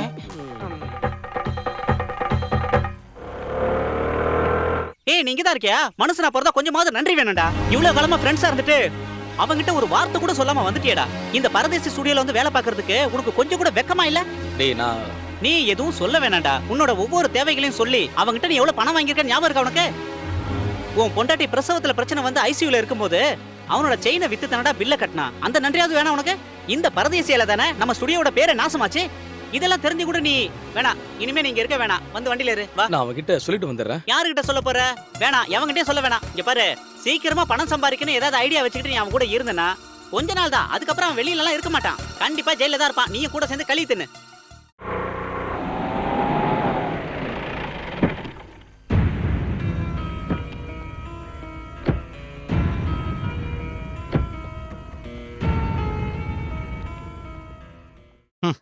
நீங்க மகாபாரதமும் ராமாயணமும் படிக்கிறதுனால எந்த பிரயோஜனமும் இல்ல. திருந்தணும்னு மத்தவங்களுக்கும் தோணணும். நீ இன்னைக்கு ஆபீஸ்க்கு போலியா? எப்படிம்மா போறது? இது வரைக்கும் நான் கடவுள்கிட்ட மட்டும்தான் தலை குனிஞ்சு நின்னு இருக்கேன். இப்போ வட்டிக்கார முன்னாடி கூட தலை குனிஞ்சு நிக்கிறேன். இப்ப என்ன நடந்துருச்சு கொஞ்சம் புரியும்படியா சொல்லு. அந்த வின்சென்ட் நேத்து ஆபீஸ்க்கு வந்தான். வட்டிக்காரங்கிட்ட பணம் வாங்கிட்டு பணத்தை திருப்பி கொடுக்கலனா கூட பரவாயில்ல, அவங்க கிட்ட மரியாதையா பேசவாவது தெரிஞ்சுக்கணும். அதை விட்டுட்டு பணம் கொடுத்தவன மிரட்டிட்டு வந்தா என்ன அர்த்தம்? ஆமா, நிச்சயமா இவன் இந்த ஜென்மத்துல திருந்த போறதில்ல. கல்யாணத்துக்கு அப்புறமாவது கொஞ்சம் மாறுவான்னு நினைச்சேன். இப்போ புதுசா ஒரு வேலையை ஆரம்பிச்சிருக்காரு. சினிமாவுக்கு கதை எழுதுறாராம். இவன் யாரு? பட்டுக்கோட்டை பிரபாகர். கொஞ்சம் நிறுத்துறீங்களா? கதை எழுதுறதுக்கு ஐஏஎஸ் டாக்டரேட்லாம் படிக்க வேண்டாம். கொஞ்சம் அறிவு மட்டும் இருந்தா போதும். அது சரி, உள்ளதான் இருந்தியா? தெரிஞ்ச வேலையை ஒழுங்கா செய்ய தெரியல. இப்ப கதை எழுதுறேன்னு கதை விட்டுக்கிட்டு சுத்துற. டேய், இன்னைக்கு வரைக்கும் உருப்படியா ஒரு புக்காவது படிச்சிருக்கியா? டால்ஸ்டாய், சார்ல்ஸ் டிக்கன்ஸ் இவங்க எல்லாம் யாருனாவது உனக்கு தெரியுமா? தமிழ்ல கதை எழுதுறதுக்கு இங்கிலீஷ் புக்கெல்லாம் படிக்க வேண்டிய அவசியமே இல்ல. வாழ்க்கை அனுபவங்களே போதும். அது எனக்கு கொஞ்சம் அதிகமாவே இருக்கு. காலங்காத்தால எதுக்கு தேவையில்லாம பேசிட்டு இருக்கீங்க? வாங்கின படத்தை எப்படி திருப்பி கொடுக்கலாங்கிறத பத்தி மட்டும் யோசி. நான் கடைசியா ஒண்ணு சொல்றேன். நீ வாங்கின படத்தை திருப்பி கேட்டு ஏன் ஆபீஸ் பக்கம் இனிமே எவனும் வரக்கூடாது. அந்த ஆளுக்கும் உனக்கும் ஒரு நினைப்பு இருக்கு.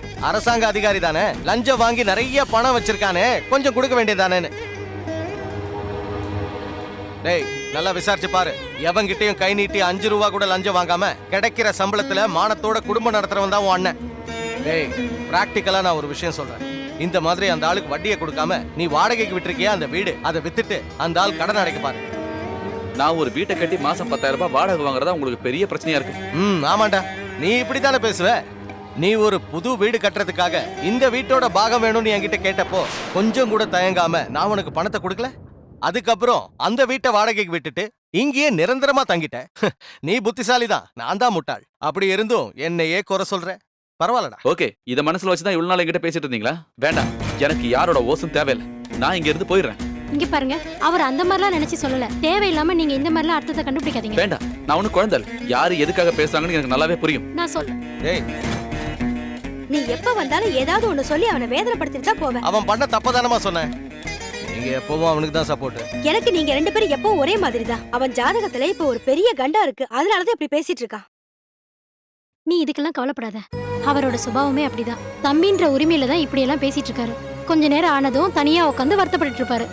கல்யாணம் ஆகி வந்த நாள்ல இருந்து நான் இதெல்லாம் பார்த்துட்டு தான் இருக்கேன். ராஜி, போலாம். நான் வரேம்மா. வரேம்மா.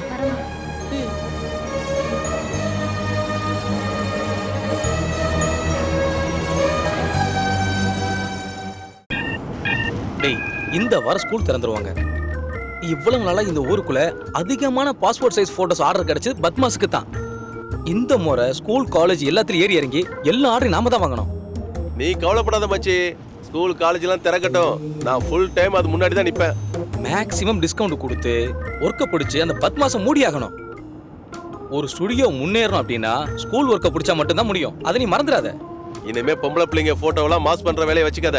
அந்த மாதிரி ஏதாவது செஞ்சு மறுபடியும் அந்த இன்ஸ்பெக்டர்ட்ட மாட்டின. ஐயோ, நான் அன்னையோட அந்த வேலையில நிப்பாட்டிட்டப்பா.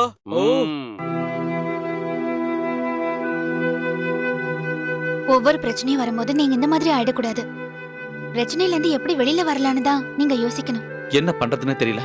கேமரா இல்லாம ஸ்டுடியோக்குள்ளே போக முடியாது. என் கேமராவை அந்த வின்சன் எடுத்துட்டு போய் சசிக்கு வித்துட்டான். ஒரு புது கேமரா வாங்குறதுக்கு எவ்வளவு ரூபாய் தேவைப்படும்? செகண்ட் ஹேண்ட்ல ஒரு கேமரா வாங்குறதா இருந்தா கூட 50,000 ரூபாய் ஆகும்.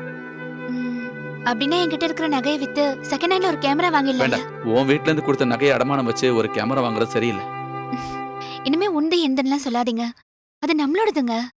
பணம் கிடைக்கும் போது திரும்ப எடுத்துட்டா போச்சு. அண்ணா சொல்லிட்டு போனது கேட்டல. இனிமே இங்க தங்கினா சரிப்பட்டு வராது. அந்த வாடகைக்காரங்களை காலி பண்ண வைக்கணும்னா அட்வான்ஸா வாங்கின 50,000 ரூபாய் திரும்ப கொடுத்தாகணும். உங்க அண்ணா அந்த மாதிரி பேசினாங்கிறதுக்காக நீங்க எது போப் போறியா? நான் இந்த வீட்டை நிம்மதியா வாழ்றது உன் பையனுக்கு கொஞ்சம் கூட பிடிக்கல. உன்னை இந்த வீட்டை விட்டு போன அவன் சொல்லலையே. நீ தானே அவனுக்கு பொறாம அது எதுன்னு சொல்லி கோவப்பட வச்ச. அவன் சொன்னதுல என்னடா தப்பு இருக்கு? என்ன நடந்தாலும் சரி, நான் இங்கிருந்து போக தான் போறேன். நீங்க என் கூட வரணும். நான் வரமாட்டேன். அப்படின்னா நீ அவங்க கூட தான் போக போறியா? அப்ப போ. நான் யார் கூடயும் போகல. உங்க அப்பா வாழ்ந்த வீடுடா இது. நான் சாகிறதா இருந்தாலும் இந்த வீட்டுல தான் சாவேன். அம்மா, நீங்க அப்ப இங்க தனியா இருக்க போறீங்களா? தனியா இருந்தா என்ன பிரச்சனை? பிள்ளைங்களுக்கு வேண்டாத அம்மாலா ஒண்டிக்கட்டியா தான் வாழ்ந்துட்டு இருக்காங்க. உங்க அப்பா சாகுற வரைக்கும் வாங்கின பணத்தை கேட்டு ஒருத்தன் கூட இந்த வீட்டு வாசல்ல வந்து நின்னதே இல்ல. கடனும் பிரச்சனையா இருந்தா எப்படிடா ஒருத்தனால நிம்மதியா வாழ முடியும்?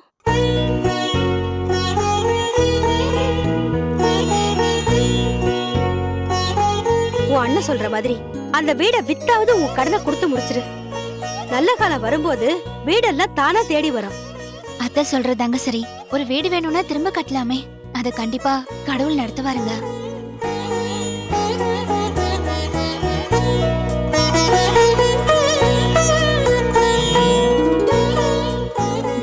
என்னங்க, பிளாஸ்க்ல டீ இருக்குங்க. தூக்கம் வரும்போது எடுத்து குடிங்க. வேணும்னா நானும் இங்கே இருக்கேன். உனக்கு தூக்கம் வரலன்னா உட்காரு. ஏதாவது ஐடியா வந்தா எனக்கு சொல்லு. இன்டர்வல் சீன் ஆயிடுச்சு. ஆ. சீன் 30. ம். ராஜசேகரோட வீடு பகல். ராஜசேகரோட வீட்டுக்கு வந்துகிட்டு இருக்கிற ரமேஷோட ஜீப். ரமேஷா நடிக்க போறது யாரு? ரமேஷா நடிக்க போறது யாருங்க? சகலகலா வல்லவன் முகேஷ்.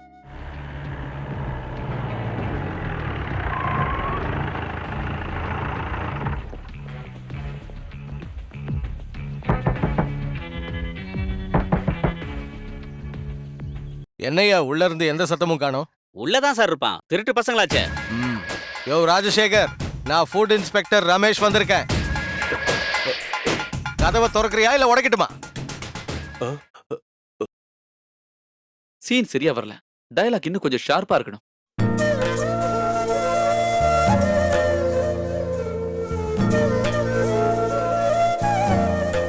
கிடைச்சிருச்சு. சீன் 30. ராஜசேகரோட வீடு பகல்.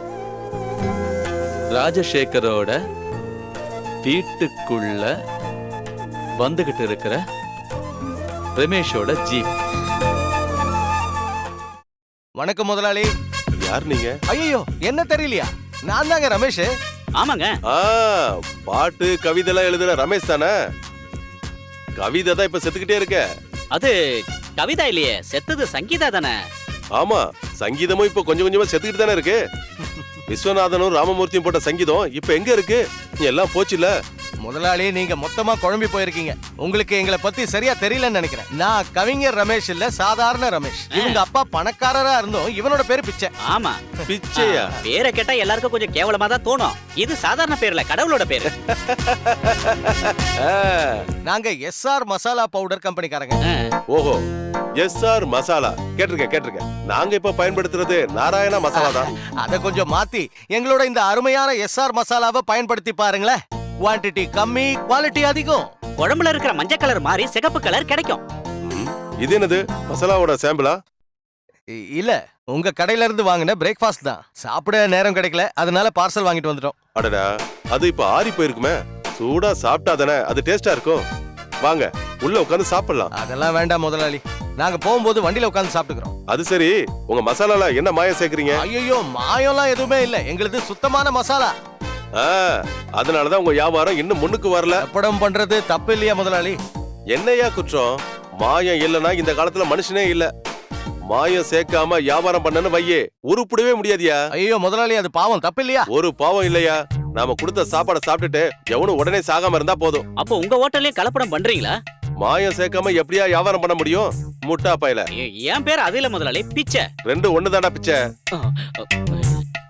உங்களை எனக்கு பிடிச்சு போனதாலையும் உங்க மேல அக்கறை இருக்கிறதாலையும் நான் இதை சொல்றேன். எல்லாம் ரகசியமா இருக்கணும். நான் வெஜிடேரியன்ல தான் லாபம் ரொம்ப அதிகம். கொஞ்சம் கூட வேஸ்ட் ஆகாது. இன்னைக்கு மட்டன் மீதியாச்சு, நாளைக்கு கட்லட் ஆக்கிடலாம். சாப்பிட்டான மாட்டுக்கறியை எடுத்து அதை ஆட்டுப்பாலோட சேர்த்து வேக வச்சா அது மட்டன் ஆயிரும். காக்கா கறியில நாட்டுக்கோழி முட்டைய உடைச்சு ஊத்தி வேக வச்சேன்னு வையி அது சிக்கன் ஆயிடும். கறியில மிச்சமாயிடுச்சுன்னா மசாலாவை கழுவிட்டு ஃப்ரிட்ஜ்ல வச்சு 4 நாள் கழிச்சு எடுத்தாலும் அது ஃப்ரெஷ்ஷா இருக்கும். இவ்வளவு நாள் பழசாயிட்டா டேஸ்ட்ல வித்தியாசம் தெரியாதா? அதுக்கு தானே அஜினோமோட்டோ சோடாமாவும் இருக்கு. ஐயோ முதலாளி, இதெல்லாம் சாப்பிட்டா குடல் புண்ணாயிடாதா? இதெல்லாம் சாப்பிடாம இருந்தாலும் கண்டிப்பா வியாதி வரும். பிராண்டிலையும் சிகரெட்லயும் இது உடல் நலத்துக்கு கெடுதல்னு விளம்பரம் கொடுத்து தானே எல்லாரையும் பயன்படுத்த வைக்கிறாங்க. டாக்டர்ஸுங்களுக்கும் ஹாஸ்பிட்டலுக்கும் அப்புறம் மருந்து கம்பெனிக்கும் வியாபாரம் நடக்க வேண்டாமா? அப்படின்னா நீங்க செஞ்சுக்கிட்டு இருக்கிறது ஒரு சமூக சேவை. அதுல என்ன சந்தேகம்? இதுக்கு மேல முதலாளியால என்ன செய்ய முடியும்? உங்களால முடிஞ்சதை நீங்க செய்றீங்க. இதெல்லாம் ஒரு வியாபார யுக்தி தானே. இதெல்லாம் இல்லாம எப்படி வியாபாரத்தை ரன் பண்ண முடியும்? அப்படின்னா இதுதான் உங்களோட வெற்றியின் ரகசியம். அப்ப இனிமே நாம டீலிங்ஸ பத்தி பேசலாம். என்ன சொல்றீங்க? ஆமா, சொல்லுங்க உங்க டேர்ம்ஸ் அண்ட் கண்டிஷனை. சீக்கிரமா சொல்லுங்க சார். மிஸ்டர் ராஜசேகர், ஐ அம் ஃபுட் இன்ஸ்பெக்டர் ரமேஷ். உங்க ஹோட்டல்ல இருந்து நாங்க கைப்பற்றின கெட்டுப்போன ஃபுட்டோட சாம்பிள் தான் இது. கலப்படம் பண்றது எப்படின்னு சொல்லி கொடுத்ததுக்கு ரொம்ப நன்றி. இதுக்கான தண்டனை என்ன தெரியுமா? இந்த விஷயத்தை நீங்க முன்னாடியே என்கிட்ட சொல்லிருக்கலாமே. எதுக்கு தேவையில்லாம இந்த நடிப்பெல்லாம்? என்ன வேணும்னு சொல்லுங்க. எவ்வளவு வேணும்? ராஜசேகர், நீங்க பணத்தை கொடுத்து பல ஆபீசர்ஸ விலைக்கு வாங்கியிருக்கலாம். ஆனா என்கிட்ட அது நடக்காது. ஓஹோ, அதுவும் உண்மைதான். இப்போ பல ஆபீசர்களுக்கு பணத்து மேல அக்கறையே இல்ல. எல்லாருக்கும் தேவை என்டர்டைன்மெண்ட் மட்டும்தான். புரியுது? அதுக்கும் வழி இருக்கு. மைதிலி, எதுக்கு முதலாளி உங்க பொண்டாட்டி கூப்பிடுறீங்க? பொண்டாட்டிலாம் இல்லையா? செல்லம், இந்த ஆபீசர் உள்ள கூட்டிட்டு போய் கொஞ்சம் விலாவரியா பேசிட்டு வா. அட, டைம் வேஸ்ட் பண்ணாம போங்க சார், போங்க. டேய், என்னடா நினைச்சிட்டு இருக்க? பொண்ணை காட்டி இந்த கேஸ்ல இருந்து ஈஸியா தப்பிச்சிடலாம் நினைச்சியா? சும்மா மிரட்டாதீங்க சார். இந்த மாதிரி ராஜசேகர் எவ்வளவோ பாத்துட்டான். போலீஸ்காரங்க நினைச்சே ஒண்ணும் பண்ண முடியல. அப்படி இருக்கும்போது வந்துட்டாரு ஃபுட் இன்ஸ்பெக்டர். ஒழுங்கா அங்க இருந்து போற வழிய பாரு. டேய் ராஸ்கல், நீ மத்த ஆபீசர்ஸ மிரட்டா மாதிரியே இந்த ரமேஷையும் மிரட்டலான்னு பாத்தியா? அடிக்கிற அடியில 32 பல்லும் வெளியே வந்து. சரவணா, பழனி, இவனை அடிச்சு கொள்ளுங்கடா.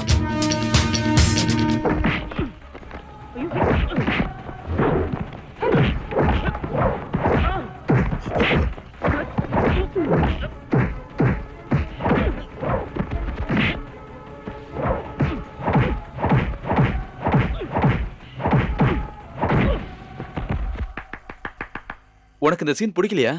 பிடிச்சிருக்கேன். அப்புறம் ஏன் கை தட்டல? நானும் கை தட்டணுமா? இப்படி கேட்டா என்ன சொல்றது? என் பொண்டாட்டி கை தட்டினா அது எனக்கு சந்தோஷமான விஷயம் தானே. இந்த ரோல கமலஹாசன் பண்ணிருந்தா ரொம்ப நல்லா இருந்திருக்கும். நான் ஒரு சின்ன எழுத்தாளமா. இப்ப சூப்பர் ஸ்டார்ஸோட டேட்லாம் எனக்கு கிடைக்காது. கடவுள் புண்ணியத்துல இந்த படம் ஹிட் ஆச்சுன்னு வையே, அதுக்கப்புறம் சூப்பர் ஸ்டார்ஸ் வச்சு படம் பண்ணலாம்.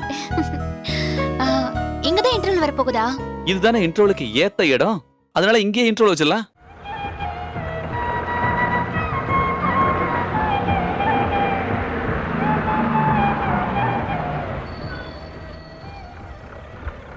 டீ குடிக்கிறவங்க எல்லாம் டீ குடிச்சிருங்க. 10 நிமிஷம் வண்டி நிற்கும். சிக்கன் குழம்பு ரொம்ப சூப்பரா இருந்துச்சு. நல்ல டேஸ்ட். எப்படி செஞ்சாங்கன்னு நான் கேட்டு வந்துருவா. நாளைக்கு காலையில ஊருக்கு போனோடனே ஏதாவது ஒரு ஹாஸ்பிட்டலுக்கு போயே ஆகணும். அதுக்கு உனக்கு வியாதி எதுவும் இல்லையா? எனக்கு இல்லடா, தின்றதே இப்ப உனக்கு ஒரு வியாதி மாதிரி ஆயிடுச்சு. அதை உடனே கண்ட்ரோல் பண்ணனா கண்டிப்பா பெரிய பிரச்சனை ஆயிடும். ஆமா, ஒரு நாளைக்கு 10 வேளை சாப்பிடுறது பெரிய வியாதி பாரு. திங்கிறதுக்கு வாங்கி கொடுத்துட்டு குத்தம் சொல்றல எனக்கு பிடிக்காது. நீ வண்டியில ஏறு. இவனுங்களாம் திங்க மாட்டாங்க. திங்கிறவங்கள பார்த்தா பொறாமப்படுவானுங்க. என்னண்ணா இப்படி அசந்து தூங்குறீங்க? கீழே போங்க, சிக்கனும் பரோட்டாவும் இருக்கு. Okay okay. சார், உங்களுக்கு சாப்பிடறதுக்கு ஏதாவது வாங்கணுமா? ஃபோன் பண்ணிட்டு இருந்ததுனால தான் டிஸ்டர்ப் பண்ண வேண்டாம்னு நினைச்சு நான் வரும்போதே சாப்பிட்டு தான் வந்தேன். Okay okay. உங்க ஸ்கிரிப்ட்ல இருக்கிற இன்டர்வல் பஞ்ச் பயங்கரமா இருந்துச்சு. Thank you sir. செகண்ட் ஹாஃப்ல என்ன பண்ணிருக்கீங்க? செகண்ட் ஹாஃபும் என் வாழ்க்கையும் ஒன்னா சேர்ந்து கடைசியில் ஒரு ட்விஸ்ட்ல வந்து நிக்குது சார். புரியலையே. கதையில இருக்கிற மாதிரியே என் வாழ்க்கையிலையும் பல ட்விஸ்டுகள் நடந்துச்சு. நான் கதை எழுதிட்டு இருக்கும்போது ஒரு சந்தோஷமான செய்தியோட ரஃபீக் எங்க வீட்டுக்கு வந்தான்.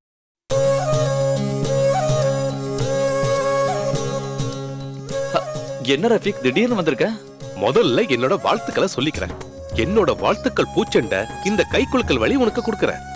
உன்னோட 4 கதையோட கதை சுருக்கத்தையும் நான் முகேஷ் சார் கிட்ட படிக்க கொடுத்தேன். அப்புறம் சார் 4த்தையும் ஓகேன்ட்டாரு. 4க்கும் டைலாக் எழுத சொல்லிட்டாரு. இவ்வளவு யதார்த்தமான கதைகளை படிச்சு ரொம்ப நாள் ஆச்சுன்னு அவர் சொன்னாரு. உனக்கு எதுவும் நம்பிக்கை இல்லாத மாதிரி தெரியுதே. அப்படிலாம் இல்ல. 4 கதைன்னு கேட்டப்போ அவங்க 2 பேரும் நடந்து வராங்க. நீங்க அவங்கள அப்படியே பார்த்துட்டே வரீங்க. Just a minute. Okay sir. Hello hello. ஆமா, முகேஷ் தான். யாரு? நான் ரஃபிக் தான் பேசுறேன் சார். என் ஃப்ரெண்டோட விஷயம் சொல்லியிருந்தேன்ல, எழுத்தாளர். ஆமா சதீஷ் தானே? நீங்க உண்மையிலேயே பெரிய ஆள் தான் சார். அந்த பேரை கூட மறக்கலையே. பக்கத்துல தான் இருக்காரு. இதோ கொடுக்குறேன். இந்த சார் தான் பேசுறேன். பேசு. Hello Mukesh sir. சதீஷ், கதையெல்லாம் எனக்கு ரொம்ப பிடிச்சு போச்சு. எல்லாமே வித்தியாசமா இருக்கு. Thank you sir. எவ்வளவு சீக்கிரம் முடியுமோ அவ்வளவு சீக்கிரம் வசனங்களையும் எழுதிருங்க. ப்ராஜெக்ட் எல்லாத்தையும் நானும் ரஃபிக்கும் சேர்ந்து பிளான் பண்ணிக்கிறோம். இதுக்கு உங்ககிட்ட எப்படி நன்றி சொல்றதுன்னு எனக்கு தெரியல சார். எதுக்கு? வித்தியாசமான கதைகளை வரவேற்றாதான் சினிமா நல்லா இருக்கும். இந்த காலத்துல வித்தியாசமான கதை இருந்தாதான் ஜனங்க படம் பாக்குறாங்க. எனக்கு நேரா வந்து உங்களை பார்த்தா நல்லா இருக்கும்னு தோணுது. ஒரு அப்பாயின்மெண்ட் கொடுத்தீங்கன்னா? அதுக்கு என்ன, எப்ப வேணாலும் வாங்க. போனை கொஞ்சம் ரஃபி கிட்ட கொடுங்க. கொடுக்குறேன் சார். சொல்லுங்க சார். நீ சதீஷை கூட்டிட்டு ஒரு நாள் இங்க வா, விளவரியா பேசிடுவோம். ஓகே சார், நான் நேர்ல வந்து பாக்குறேன். Okay okay. ட்ரீட் வைக்கணும். என்ன வேணும்? இந்த சூரிய இருக்கானே, அது சினிமால பாக்குற மாதிரி கருப்பெல்லாம் கிடையாது. என்ன மாதிரி வெள்ளையா தான் இருப்பான். வெள்ளையா இருக்கிறோம் அப்புறம் எப்படியா கருப்பா தெரியுமா? வெள்ளையா தெரிஞ்சா ஹீரோ உங்களுக்கு பிரச்சனையாச்சே. சதீஷ், உன் சினிமால எனக்கு ஏதாவது வேஷம் கிடைக்குமா? உனக்கு அந்த அளவுக்கு ஆசை இருந்தா கண்டிப்பா செஞ்சிடலாம். என்ன உங்களுக்கு சான்ஸ் கிடைக்கிறது கொஞ்சம் கஷ்டம் தான். தம்பி ராமையாவும் பிரகாஷ் ராஜும் இருக்கிறதுனால உங்களுக்கு கொஞ்சம் பிரச்சனை தான். நீ எனக்கு கண்டிப்பா சான்ஸ் தரேன்னு சொல்லிருக்கல, அதை மறந்துடாத என்ன? டேய், உன் கதையில இவனுக்கு ஏத்த மாதிரி ஆதிவாசி கேரக்டர் இருக்கா? இங்க பாரு, என் கதை முதல்ல சினிமாவா ஆகட்டும். சரிப்பா. எனக்கு நடிக்கலாம் வேண்டாம், நான் சும்மா விளையாட்டுக்கு தான் கேட்டேன். இங்க பாரு, சினிமாக்கு போறதெல்லாம் ஓகே, ஆனா இந்த ஸ்டுடியோ கவனிக்கலன்னு வையே, ஒரு ஈ காக்கா கூட இந்த ஸ்டுடியோக்குள்ள வராது. ரஃபிக், என்ன சொல்லாம கொள்ளாம திடீர்னு வந்து நிக்கிறேன்? ஒரு முக்கியமான மேட்ரு, அதனால தான் வந்தேன். ஒரு நிமிஷம் வாயேன். ஒரு நிமிஷம். என்னவா இருக்கும்? ஸ்கிரிப்ட் எல்லாம் முடிஞ்சிச்சா இல்லையா? இனி ஒரு 2-3 சீன் மட்டும் தான் பாக்கி இருக்கு. அப்போ ஒரு சந்தோஷமான செய்தி இருக்கு. ஒரு ஸ்ட்ராங் ப்ரொடியூசர் என் கையில வந்து மாட்டிருக்காரு. டைரக்டர் ஷாம் தான். திடீர்னு வந்த ப்ராஜெக்ட். படத்தோட பூஜையை 5ஆம் தேதி அன்னைக்கு வச்சிருக்கோம். உனக்கு சுக்கர அடிச்சிட்டான்னு நினைக்கிறேன். அப்புறம் உன் சம்பளம் வரைக்கும் நான் பிக்ஸ் பண்ணியாச்சு. எவ்வளவுன்னு தெரியுமா? 4 lakhs, 4 லட்சம் ரூபாய். இந்த பாரு, ஒண்ணு மறந்துடாத, இதை யார்கிட்டயும் சொல்ல வேண்டாம். இந்த ஃபீல்ட்ல பின்னாடி இந்த குத்துறவங்க தான் அதிகம். ஹைதராபாத் பிலிம் சிட்டில தான் பூஜை. சூப்பர் ஸ்டார்ல இருந்து தமிழ் இண்டஸ்ட்ரி ஃபுல்லா அங்க தான் இருக்க போகுது. ரொம்ப தேங்க்ஸ்ரா. இதுக்கு எப்படி நான் உங்ககிட்ட நன்றி சொல்றதுன்னு எனக்கு தெரியலடா. நமக்குள்ள இந்த மாதிரி தேவையில்லான வார்த்தைகளை சொல்ல வேண்டிய அவசியமே இல்ல. ஆனா ஒரு சின்ன பிரச்சனை இருக்கே. என்னடா? நம்ம ப்ரொடியூசருக்கு திடீர்னு டெல்லி வரைக்கும் போக வேண்டிய அவசரம். ஏதோ மினிஸ்டர் பாக்குறதுக்கு தான். 7ஆம் தேதி தான் திரும்பி வருவாரு. ஒரு 3-4 லட்சம் ரூபாய் என் கையில கொடுத்துட்டு போனாரு.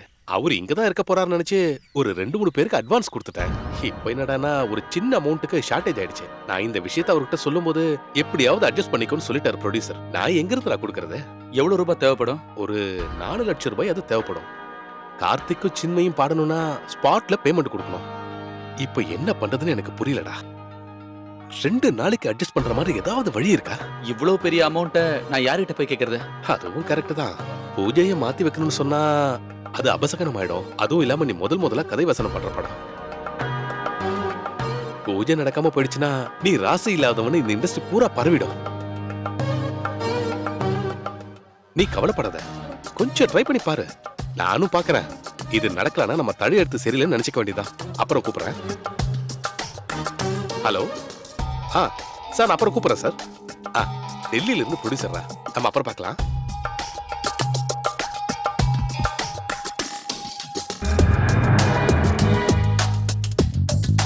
கடவுளே, 4 லட்சம் ரூபாய்க்கு நான் எங்க போறது?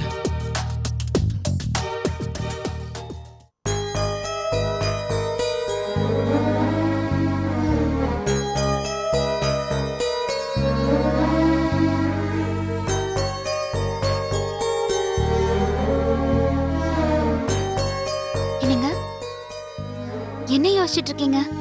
இல்ல, ஒண்ணும் இல்ல. எனக்கு தெரியும், அந்த வின்சென்ட்டோட கடனை கொடுக்கிற வரைக்கும் உங்களுக்கு நிம்மதியே இருக்காது. அதானே? ஆமா, அதான் அதான். நான் ஒன்னு சொன்னா நீங்க கோபப்பட மாட்டீங்கல்ல? என்ன? ஒரு வீடு கட்டுறதுங்கிறது நம்ம நினைக்கிற மாதிரி சாதாரண விஷயம் இல்ல. விக்கிறது ரொம்ப ஈஸி தான். நீங்க ரொம்ப ஆசைப்பட்டு கட்டின வீடு, அதை விற்க வேண்டாங்க. இப்போ தங்கத்துக்கு நல்ல விலைங்க. என் நகை எல்லாத்தையும் வித்து அந்த வின்சென்ட்டோட வட்டி கடனை அடைச்சிடலாம்ல. பாக்கி பணத்துல ஒரு புது கேமராவும் வாங்கிடலாம். இந்த நகையை வித்து அந்த பணத்தை ரஃபிக் கிட்ட கொடுத்தா அந்த ப்ராஜெக்ட் கிடைக்கும். என்ன யோசிக்கிறீங்க? ஒண்ணும் இல்ல. உன்னோட அப்பா கிட்ட கேட்காம இந்த நகையெல்லாம் வித்தா? அதெல்லாம் பரவாயில்லங்க, வீட்டோட கடனை முடிக்க தானே. அப்படியே கேட்டாலும் பேங்க் லாக்கர்ல வச்சிருக்கோன்னு சொல்லிடலாம். அப்புறம் ஸ்கிரிப்டுக்கு 4 லட்சம் ரூபாய் சம்பளம் தரேன்னு சொல்லிருக்காங்க. சாங் ரெக்கார்டிங்கும் பூஜையெல்லாம் ரொம்ப பிரம்மாண்டமா நடத்த போறாங்க. விஜயும் அஜித்தும் எல்லாம் வராங்களா? அம்மா மகமாயி எல்லாத்தையும் நல்லபடியா முடிச்சு கொடு. நகையை மொத்தமா வித்தாலும் ஒரு 3.5 லட்சம் ரூபாய்க்கு மேல கிடைக்காது. மீதி பணத்துக்கு எங்க போறது? அதையும் வின்சென்ட் கிட்டே கேட்போம்.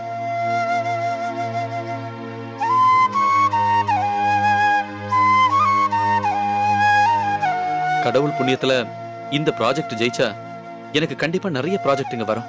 அப்போ உனக்கு இந்த மாதிரி நிறைய நகைங்க நான் கண்டிப்பா வாங்கி தருவேன். காசு தேவைப்படும் போது இந்த வின்சென்ட் வேணும், பணத்தை திருப்பி கேட்டா ஆளுங்களை கூட்டிட்டு வந்து மிரட்டுறானுங்க. ஆமா. தேவையில்லாம இப்ப அதெல்லாம் எதுக்கு பேசுறீங்க? அவனோட சுபாவம் தான் உங்களுக்கு தெரியும்ல. சரி, உன் வீட்டுக்கு இடத்துக்கும் சேர்த்து எவ்வளவு பணம் வேணும்? குறைஞ்சது ஒரு 10 லட்சமாவது கிடைக்கணுங்க. அதுவும் கரெக்ட். கிடைக்கும்.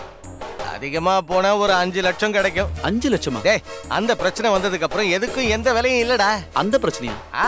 அந்த அமெரிக்காக்காரனோட ஒரு பிரச்சனை வந்ததே, என்னடா அது? பொருளாதார நெருக்கடி. அந்த நெருக்கடி தான். அந்த நெருக்கடியால நம்ம நாட்டுக்கு எந்த பாதிப்பும் இல்ல. யார் சொன்னது? புதுசா கல்யாணம் ஆன புருஷன் பொண்டாட்டி வரைக்கும் அந்த பிரச்சனையால பாதிக்கப்பட்டிருக்காங்க. இந்த பிரச்சனை வந்ததுல இருந்து எங்க முதலாளி அம்மா எந்திரிக்கிறதே காலையில 10 மணிக்கு தான். அது தெரியுமா உனக்கு? 10:30 மணி. அது உங்க பொண்டாட்டி எழுந்துக்கிறதுக்கும் இந்த பிசினஸுக்கும் என்னங்க சம்மந்தம் இருக்கு? சரி, அதெல்லாம் விடு. நீ நினைக்கிற மாதிரி அந்த வீட்டுக்கு 10 லட்சம் எல்லாம் கிடைக்காது, 5 லட்சம் தான் கிடைக்கும். அவசரமா கேக்குறதுனால இந்த அளவுக்கு குறைக்காதீங்க. என் நிலைமையை கொஞ்சம் புரிஞ்சுக்குங்க. இதுக்கு மேல எதுவும் பேச வேண்டாம். 6 லட்சம் ரூபானா எனக்கு சம்மதம். நீ என்னடா சொல்ற? நம்ம சதீஷ் தானே முதலாளி. கொடுங்க பாவம். சரி, இது எல்லாத்துலயும் கையெழுத்து போடு. நான் கையெழுத்து போட்டு கொடுத்த டாக்குமெண்ட்ஸ் எல்லாம் இங்க தானே இருக்கு முதலாளி. அப்ப இப்ப தரப்போற இந்த பணத்துக்கு யார் வந்து கையெழுத்து போடுவா? செத்து போன உங்க அப்பனா வந்து கையெழுத்து போடுவான். முதல்ல வாங்கின முதலும் வட்டியுமா சேர்த்து 3 லட்சம், மொத்தத்துல 4 லட்சம் ரூபாய். வீட்டுக்கும் இடத்துக்கும் நாம சொன்ன 6 லட்சம் ரூபாயில பாக்கி 2 லட்சம் ரூபாய் என்னைக்கு ரெஜிஸ்ட்ரேஷன் நடக்குதோ அன்னைக்கு உங்ககிட்ட கொடுத்துருவேன். இந்த காட் பிளஸ்.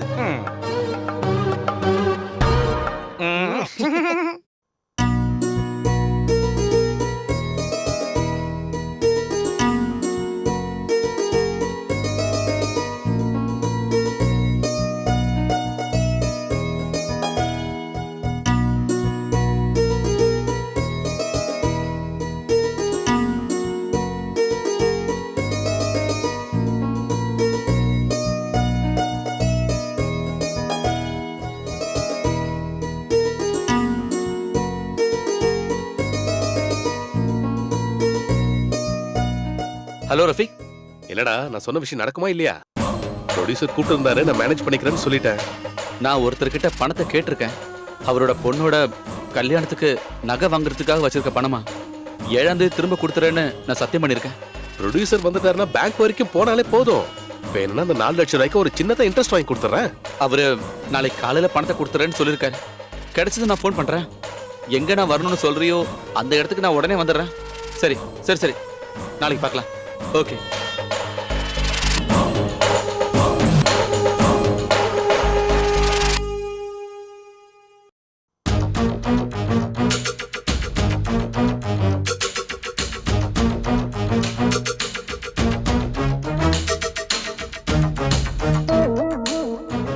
இந்த ஸ்விம்மிங் பூல் எங்க இருக்கு? அதுவும் அங்க இருக்கு சார். தேங்க்ஸ்.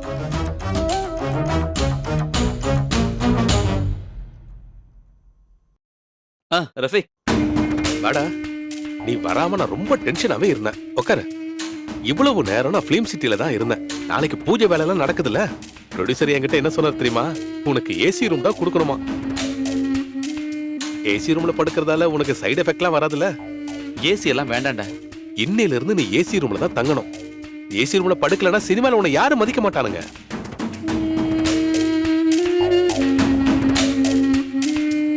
இந்த 4 லட்சம் ரூபாய் இருக்கு, என்ன பாத்துரு. அதெல்லாம் வேணாண்டா. ப்ரொடியூசர் வந்த உடனே இந்த பணத்தை வாங்கி கொடுத்துறா. அத பத்தி நீ பயப்பட வேண்டாம். இந்த பணத்தை நான் வாங்கி கொடுத்துறேன். ரூமுக்கு போய் குளிச்சிட்டு ஃபுட் ஆர்டர் பண்ணி சாப்பிடு. நம்ம ஒண்ணா சாப்பிடலாம். டேய், எனக்காகலாம் காத்துக்கிட்டு இருக்க வேண்டாம். நான் உடனே ஃபிலிம் சிட்டி போய் ஆகணும். நாளைக்கு பாப்போம். என்னோட ஸ்கிரிப்டை நீ கொஞ்சம் படிச்சு பாக்குறியா? நான் படிக்கிறதால எந்த பிரயோஜனமும் கிடையாது. டைரக்டரும் ப்ரொடியூசரும் தான் இதை படிக்கணும். ராத்திரி உனக்கு டைம் இருந்ததுன்னா இன்னும் கொஞ்சம் சீன்ஸ் எழுதிக்க. ஏசி ரூம்ல படுக்கும்போது ஐடியாஸ் நிறைய வரும்டா. இந்த பாரு, நாளை காலையில 9 மணிக்கு ரெடியா இரு. நாம 2 பேர் சேர்ந்து ஸ்டுடியோக்கு போலாம். வா.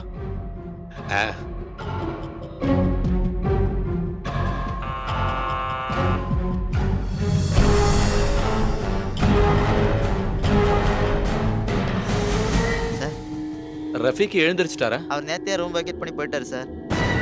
பிலிம் சிட்டிக்கா போனாரு? அது தெரியல சார்.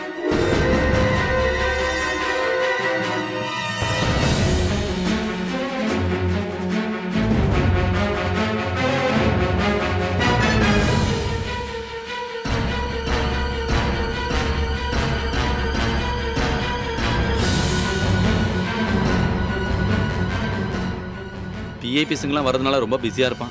அதனால தான் ஃபோன் ஆஃப் பண்ணியிருப்பான். எதுக்கு நம்ம கிளம்புவோம்?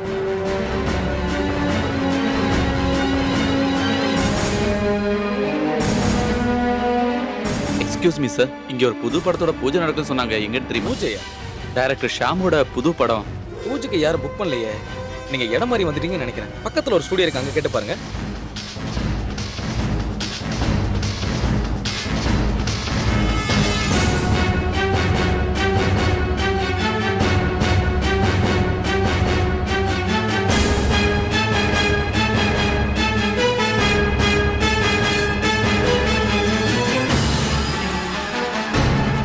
என்னமோ சதி நடந்திருக்கு. அந்த 4 லட்சம் ரூபாய் எடுத்துக்கிட்டு அவன் என்ன ஏமாத்திருப்பானா?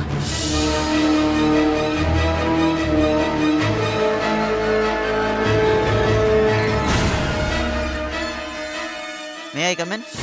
S come in. Sir bill 1315 ரூபாய்.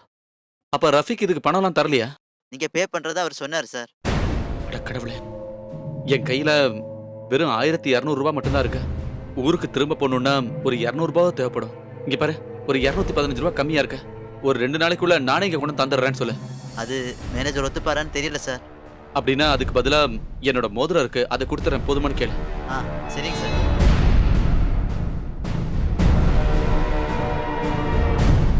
ஹலோ, என்னங்க, நான் தான்.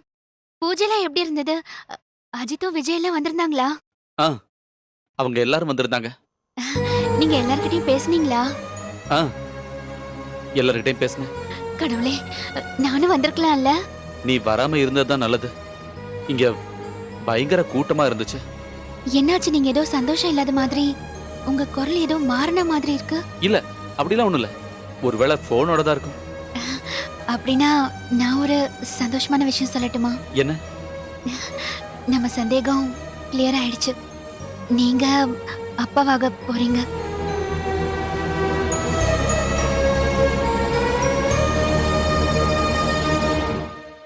என்னங்க, எதுவும் பேச மாட்டீங்க? ஒண்ணும் இல்ல. இந்த சமயத்துல நான் உன் பக்கத்துல இல்லைங்கிற வருத்தம் தான் எனக்கு. நான் உடனே புறப்பட்டு வந்துடுறேன். சரிங்க, வச்சிடுறேன். சரி.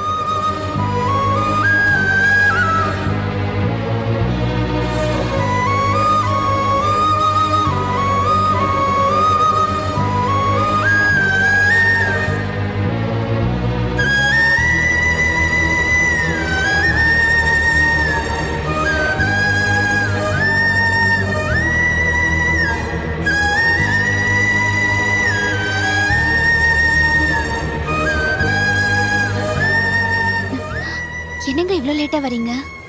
வர வழியில ட்ரெயின் ஒரு இடத்துல நிறுத்திட்டாங்க. ஏதோ குட்ஸ் ஆக்சிடென்ட் ஆயிடுச்சாமா. 2 மணி நேரத்துக்கு அப்புறம் தான் ட்ரெயின் எங்கேருந்து கிளம்பிச்சு. என்னங்க, சாப்பாடு எடுத்து வைக்கட்டுமா? வேண்டாம், நான் சாப்பிட்டேன். ரொம்ப டயர்டா இருக்கு. நான் கொஞ்சம் படுக்கிறேன். நீ ஏதாவது சாப்பிட்டியா? சாப்பிட்டேங்க. உங்களுக்காக வெயிட் பண்ணி பார்த்தேன். அப்புறம் பசிச்சுதான் சாப்பிட்டுட்டேன். இந்த நேரத்துல பசியோட இருக்க கூடாதா? நான் தான் இப்போ தனி ஆள் இல்லையே. என்ன, எதையாவது மறந்துட்டீங்களா? இல்ல, என்ன? நான் சந்தோஷமான செய்தி சொல்லியும் எனக்கு ஸ்வீட்ஸ் எதுவும் வாங்கிட்டு வரலையா? நான் வர வழியில வாங்கலாம்னு நினைச்சேன். ட்ரெயின் லேட் ஆயிடுச்சுல்ல, கடைங்கெல்லாம் மூடிட்டாங்க. நாளைக்கு காலைல வாங்கிடலாம். எனக்கு குடிக்க கொஞ்சம் தண்ணி எடுத்துட்டு வாயேன்.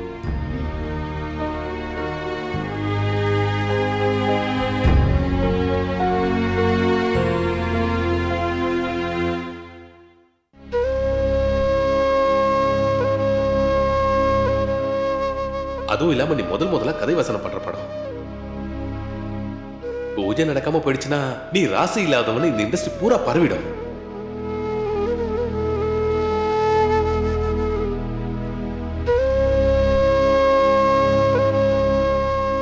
என்னங்க தண்ணி.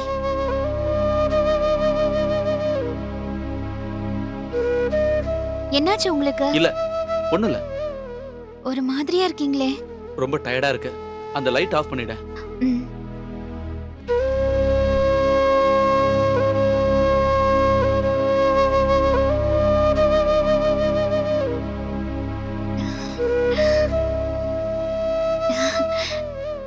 என்னங்க ம். அஜித்தோடயும் விஜயோடயும் நீங்க போட்டோஸ் எல்லாம் எடுத்துக்கிட்டீங்களா? எடுத்துக்கிட்டேன். அந்த போட்டோவை நம்ம வீட்ல ஃப்ரேம் பண்ணி மாட்டி வைக்கணும். வைக்கலாம். என்னங்க அப்புறம் மத்த எந்த விஷயமா இருந்தாலும் நாளைக்கு காலையில பேசிக்கலாம். சரிங்க.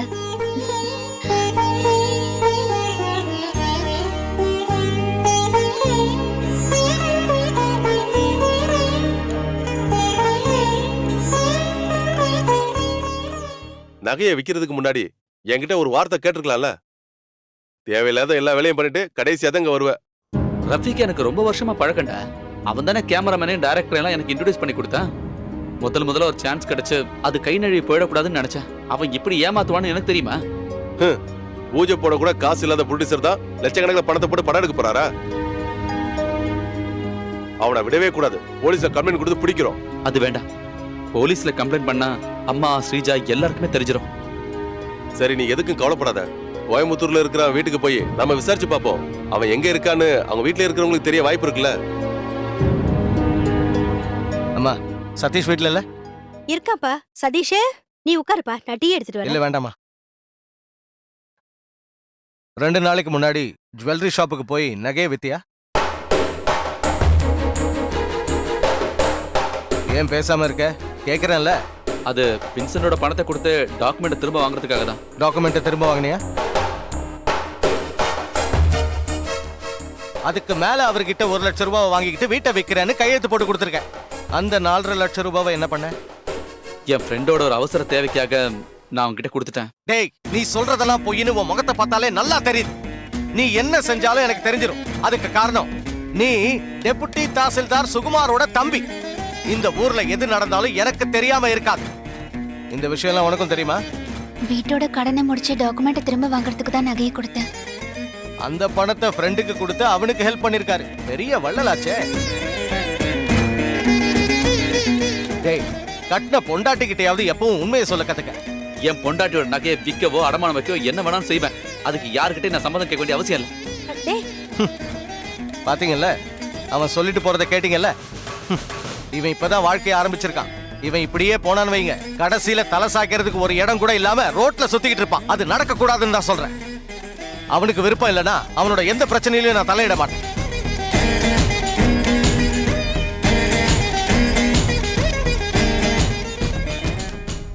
என்ன இங்க வந்து படுத்துட்டீங்க? நல்லது கெட்டது சொல்றதுக்கு உங்களுக்குன்னு ஒரு அண்ணன் இருக்காருல்ல, அதுவே ஒரு பெரிய அதிர்ஷ்டம் தான். இதுக்கு எதுக்கு வருத்தப்படுறீங்க? நண்பனுக்கு ஒரு ஆபத்து வரும்போது உதவி பண்றது எந்த தப்பும் இல்லைன்னு நான் சொல்லுவேன். ஆனா எனக்கு ஒரே ஒரு வருத்தம் தான். என்கிட்ட ஏன் நீங்க போய் சொன்னீங்க?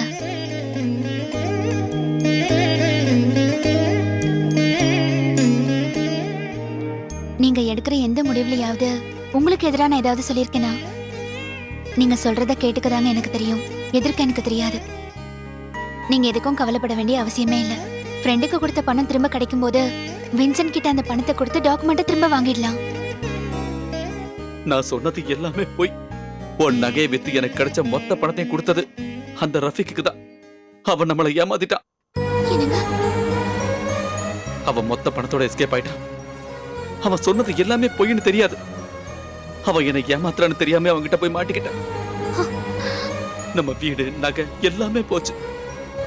உன் அப்பா அம்மாக்கு இந்த விஷயம் தெரிஞ்சா நான் அவங்க கிட்ட என்ன பதில் சொல்லுவேன்?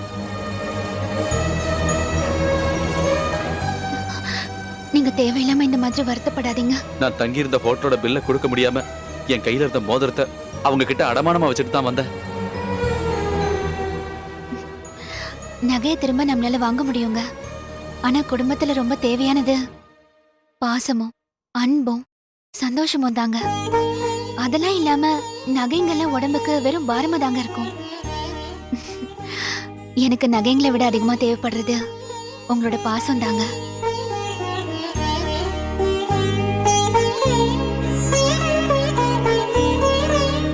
ரெண்டு மாசமா இங்க யாருக்குமே சம்பளம் தரவே இல்ல. கரண்ட் பில்லும் போன மாசம் கட்டவே இல்ல. அவனுங்க எப்போ வந்து கட் பண்ணுவானுங்கன்னு தெரியல. பில்லு கட்டாததுனால நேத்து டெலிபோனை கட் பண்ணிட்டாருங்க. இங்கதான் வேலையே இல்லையடா. நீ வேற எங்கேயாவது வேலைக்கு ட்ரை பண்ணலாம்ல. உன் வீட்டை பத்தியாவது கொஞ்சம் நினைச்சு பாடுறா. இல்லடா, நான் எங்கேயும் போக மாட்டேன். இவ்வளவு நாள் உன் கூடவே இருந்துட்டு இப்ப உனக்கு ஒரு கஷ்டம் வரும்போது உன்னை விட்டு போறதுனா இங்க பாருடா, நீ கண்டிப்பா சினிமால பெரிய ஆள வரும்னு எனக்கு நம்பிக்கை இருக்கு. ஏய், என்ன இது? பிரசவத்துக்காக வீட்டுக்கு போகும்போது யாராவது இந்த மாதிரி அழுவாங்களா? இனி எத்தனை மாசம் கழிச்சு இங்க வருவேன்னு நினைக்கும் போது எனக்கு அழுக வந்துருச்சுங்க. அதுக்கு உன் வீடு ஒன்றும் ரொம்ப தூரத்துல இல்லல்ல. 1 மணி நேரம் டிராவல் பண்ண நேரம் உன் வீட்டுக்கு வந்து நிக்க போறேன். நாங்க போனதுக்கு அப்புறம் தினமும் என்ன பார்க்க வருவீங்கல்ல? அதெல்லாம் நடக்காது. பொண்டாட்டியை விட்டு ஒரு நிமிஷம் கூட பிரிஞ்சிருக்க முடியாத புருஷன்னு உங்க வீட்டுல இருக்கவங்க எல்லாருமே என்ன தப்பா எடுத்துப்பாங்கல்ல. பாசமான புருஷங்க அந்த மாதிரி தான். உன் நகையெல்லாம் எங்க போச்சுன்னு உன் அப்பா அம்மா கேட்டாங்கன்னா என்ன சொல்வேன்? அதை நினைச்சு நீங்க டென்ஷன் ஆக வேண்டாம். நகையெல்லாம் பேங்க் லாக்கர்ல இருக்குன்னு நான் அவங்க கிட்ட சொல்லிடுறேன். அப்புறம் இன்னொரு விஷயம், நான் இல்லாத நேரத்துல அத்தை கிட்ட சண்டையெல்லாம் போட்டுறாதீங்க. அத்தை பாவங்க. டோன்ட் வரி மேடம், நான் எல்லாம் மேனேஜ் பண்ணிக்கிறேன்.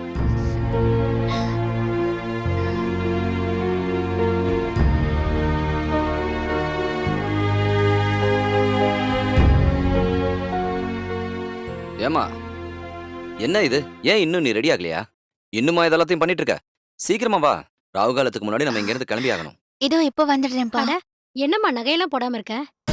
இல்லம்மா, வீட்டுக்கு தானே வரேன். இதுவே போதுமா? என்னம்மா இப்படி பேசிட்டு இருக்க? பிரசவத்துக்கு வீட்டுக்கு போகும்போது நகையெல்லாம் போட்டுட்டு போறது ஊரோட வழக்கம். போய் சீக்கிரம் போட்டு வா. அது பரவாயில்லப்பா. இவ எப்பவுமே இப்படிதான். எங்க இருக்குன்னு சொல்லி நான் எடுத்துட்டு வரேன்.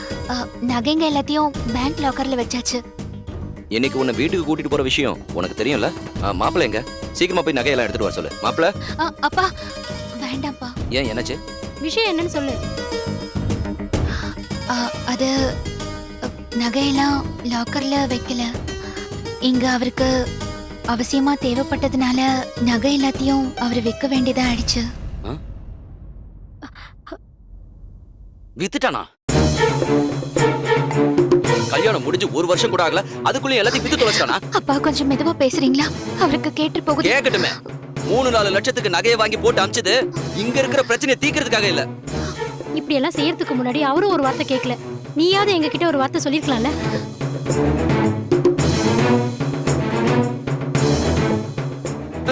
கல்யாணத்துக்கு அப்புறம் பொண்டாட்டி வீட்டுல வந்து நிக்கிறது அவனுக்கு பெரிய மான பிரச்சனை. ஆனா பொண்டாட்டியோட நகையை விக்கிறதுல அவனுக்கு எந்த வெக்கமும் இல்ல. எதுக்காக வித்தான்னு எனக்கு தெரிஞ்சாகணும். வேண்டாங்க, அமைதியா இருங்க. தேவையில்லாம பிரச்சனை பெருசாக்காதீங்க. வாங்க நம்ம கிளம்பலாம். ஐயோ, அது சரியா வராது. இவ சொன்ன மாதிரி தான் எல்லாம் நடந்துச்சான்னு எனக்கு தெரிஞ்சாகணும். என்னங்க சொன்னா? அப்பா வேண்டாம்ப்பா. இதுக்கு மேல முடிவு என்னவோ அதுதான் ஏன் முடிவும். ஓஹோ, இந்த மாதிரி எந்த லட்சியம் இல்லாம ஊர் சுத்திட்டு இருக்கிற இவன் கூட நீ ரொம்ப நாளைக்கு வாழ்ந்துடலான்னு கனவு மட்டும் கண்டுடாத. ஞாபகத்துல வச்சுக்க. இதுக்கு நீ ரொம்பவே வருத்தப்படுவ. வா, வாங்க போலாம்.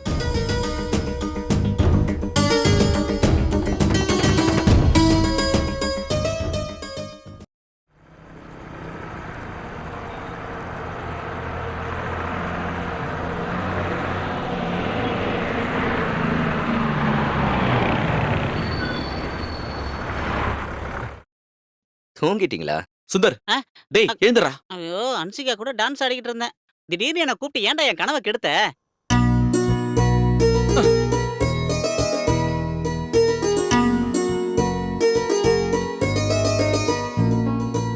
என் கார் வந்துடுச்சு, வாங்க.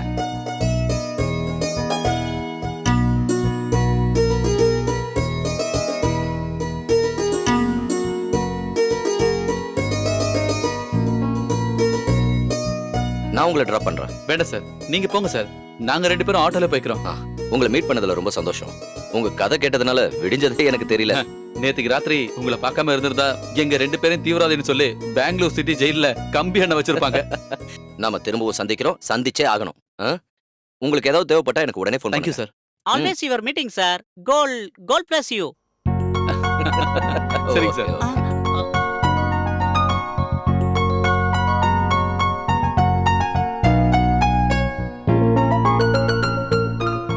நில்லுப்பா.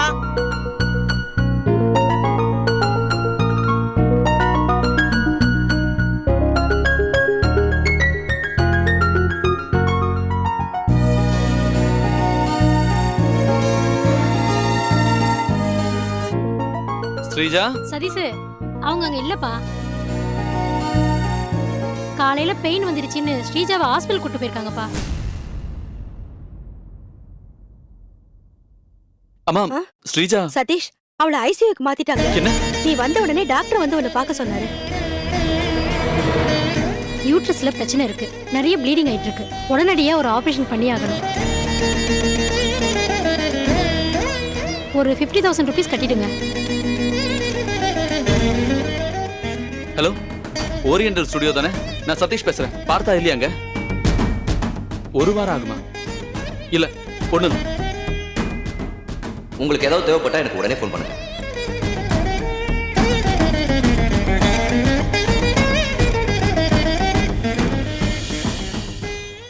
டேய் டேய் நில்றா நில்றா. டேய் டேய் என்ன ஏமாத்தி என் பணத்தை எடுத்து போலாம். டேய் விடு நில்றா நில்றா. என்ன விடு. டேய்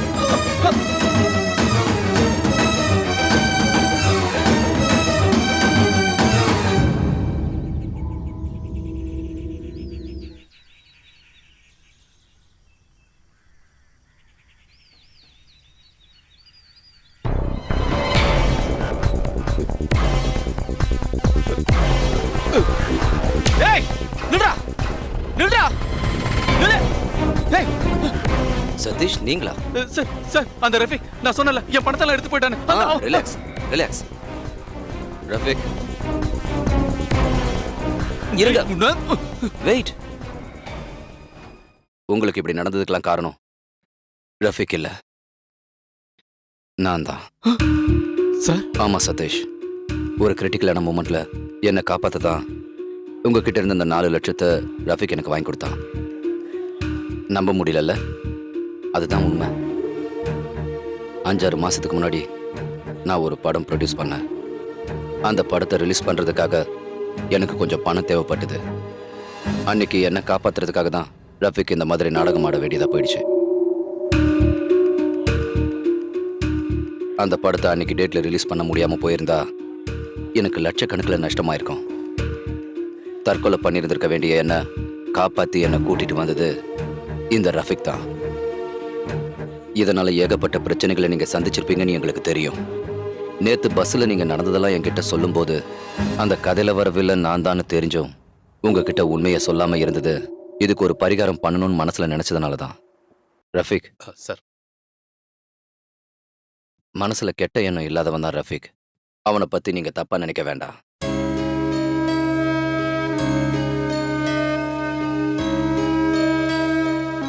இந்தாங்க, இதுல 5 லட்சம் ரூபாய் ஃபில்அப் பண்ணிருக்கேன். 4 லட்சம் ரூபாய் உங்களுக்கு தர வேண்டியது.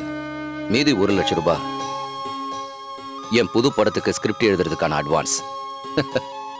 உங்க திறமையை பத்தி ரஃபிக்கு மட்டும் இல்ல, எனக்கும் நல்லா தெரியும். வாங்கிக்கங்க. தை மாசம் 1ஆம் தேதி புது படத்துக்கான பூஜை.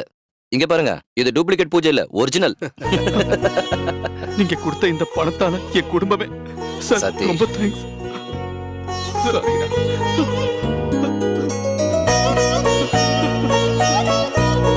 ரூம் நம்பர் 104ல இருக்க பேஷண்டோட ஆபரேஷனுக்கான பேமெண்ட் பணத்தை ஏற்கனவே கட்டிட்டாங்க சார்.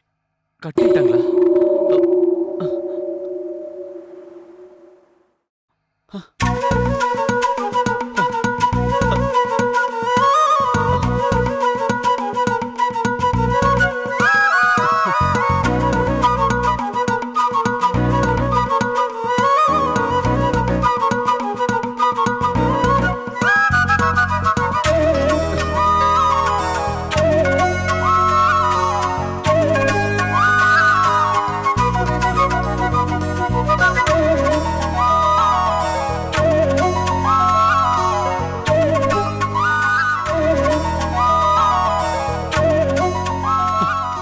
அண்ணா, நம்ம கஷ்டம் எல்லாம் தீர்ந்து போச்சு. கையை விட்டு போன பணம் எல்லாம் திரும்ப கிடைச்சிருச்சு. அது மட்டும் இல்லாம முதல்ல பண்ண போற ஸ்கிரிப்டுக்கு அட்வான்ஸா 1 லட்சம் ரூபாய் கொடுத்துருக்காங்க.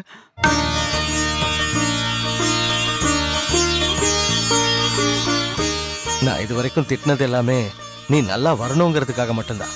என் தம்பி பெரிய ஆளா வருவான்னு எனக்கு முன்னாடியே தெரியும். டேய், நீ ஆசைப்பட்ட மாதிரியே நீ ஒரு பெரிய திரைக்கதையாளரா வரணும்னு இங்க எல்லாருக்கும் ஆசைடா.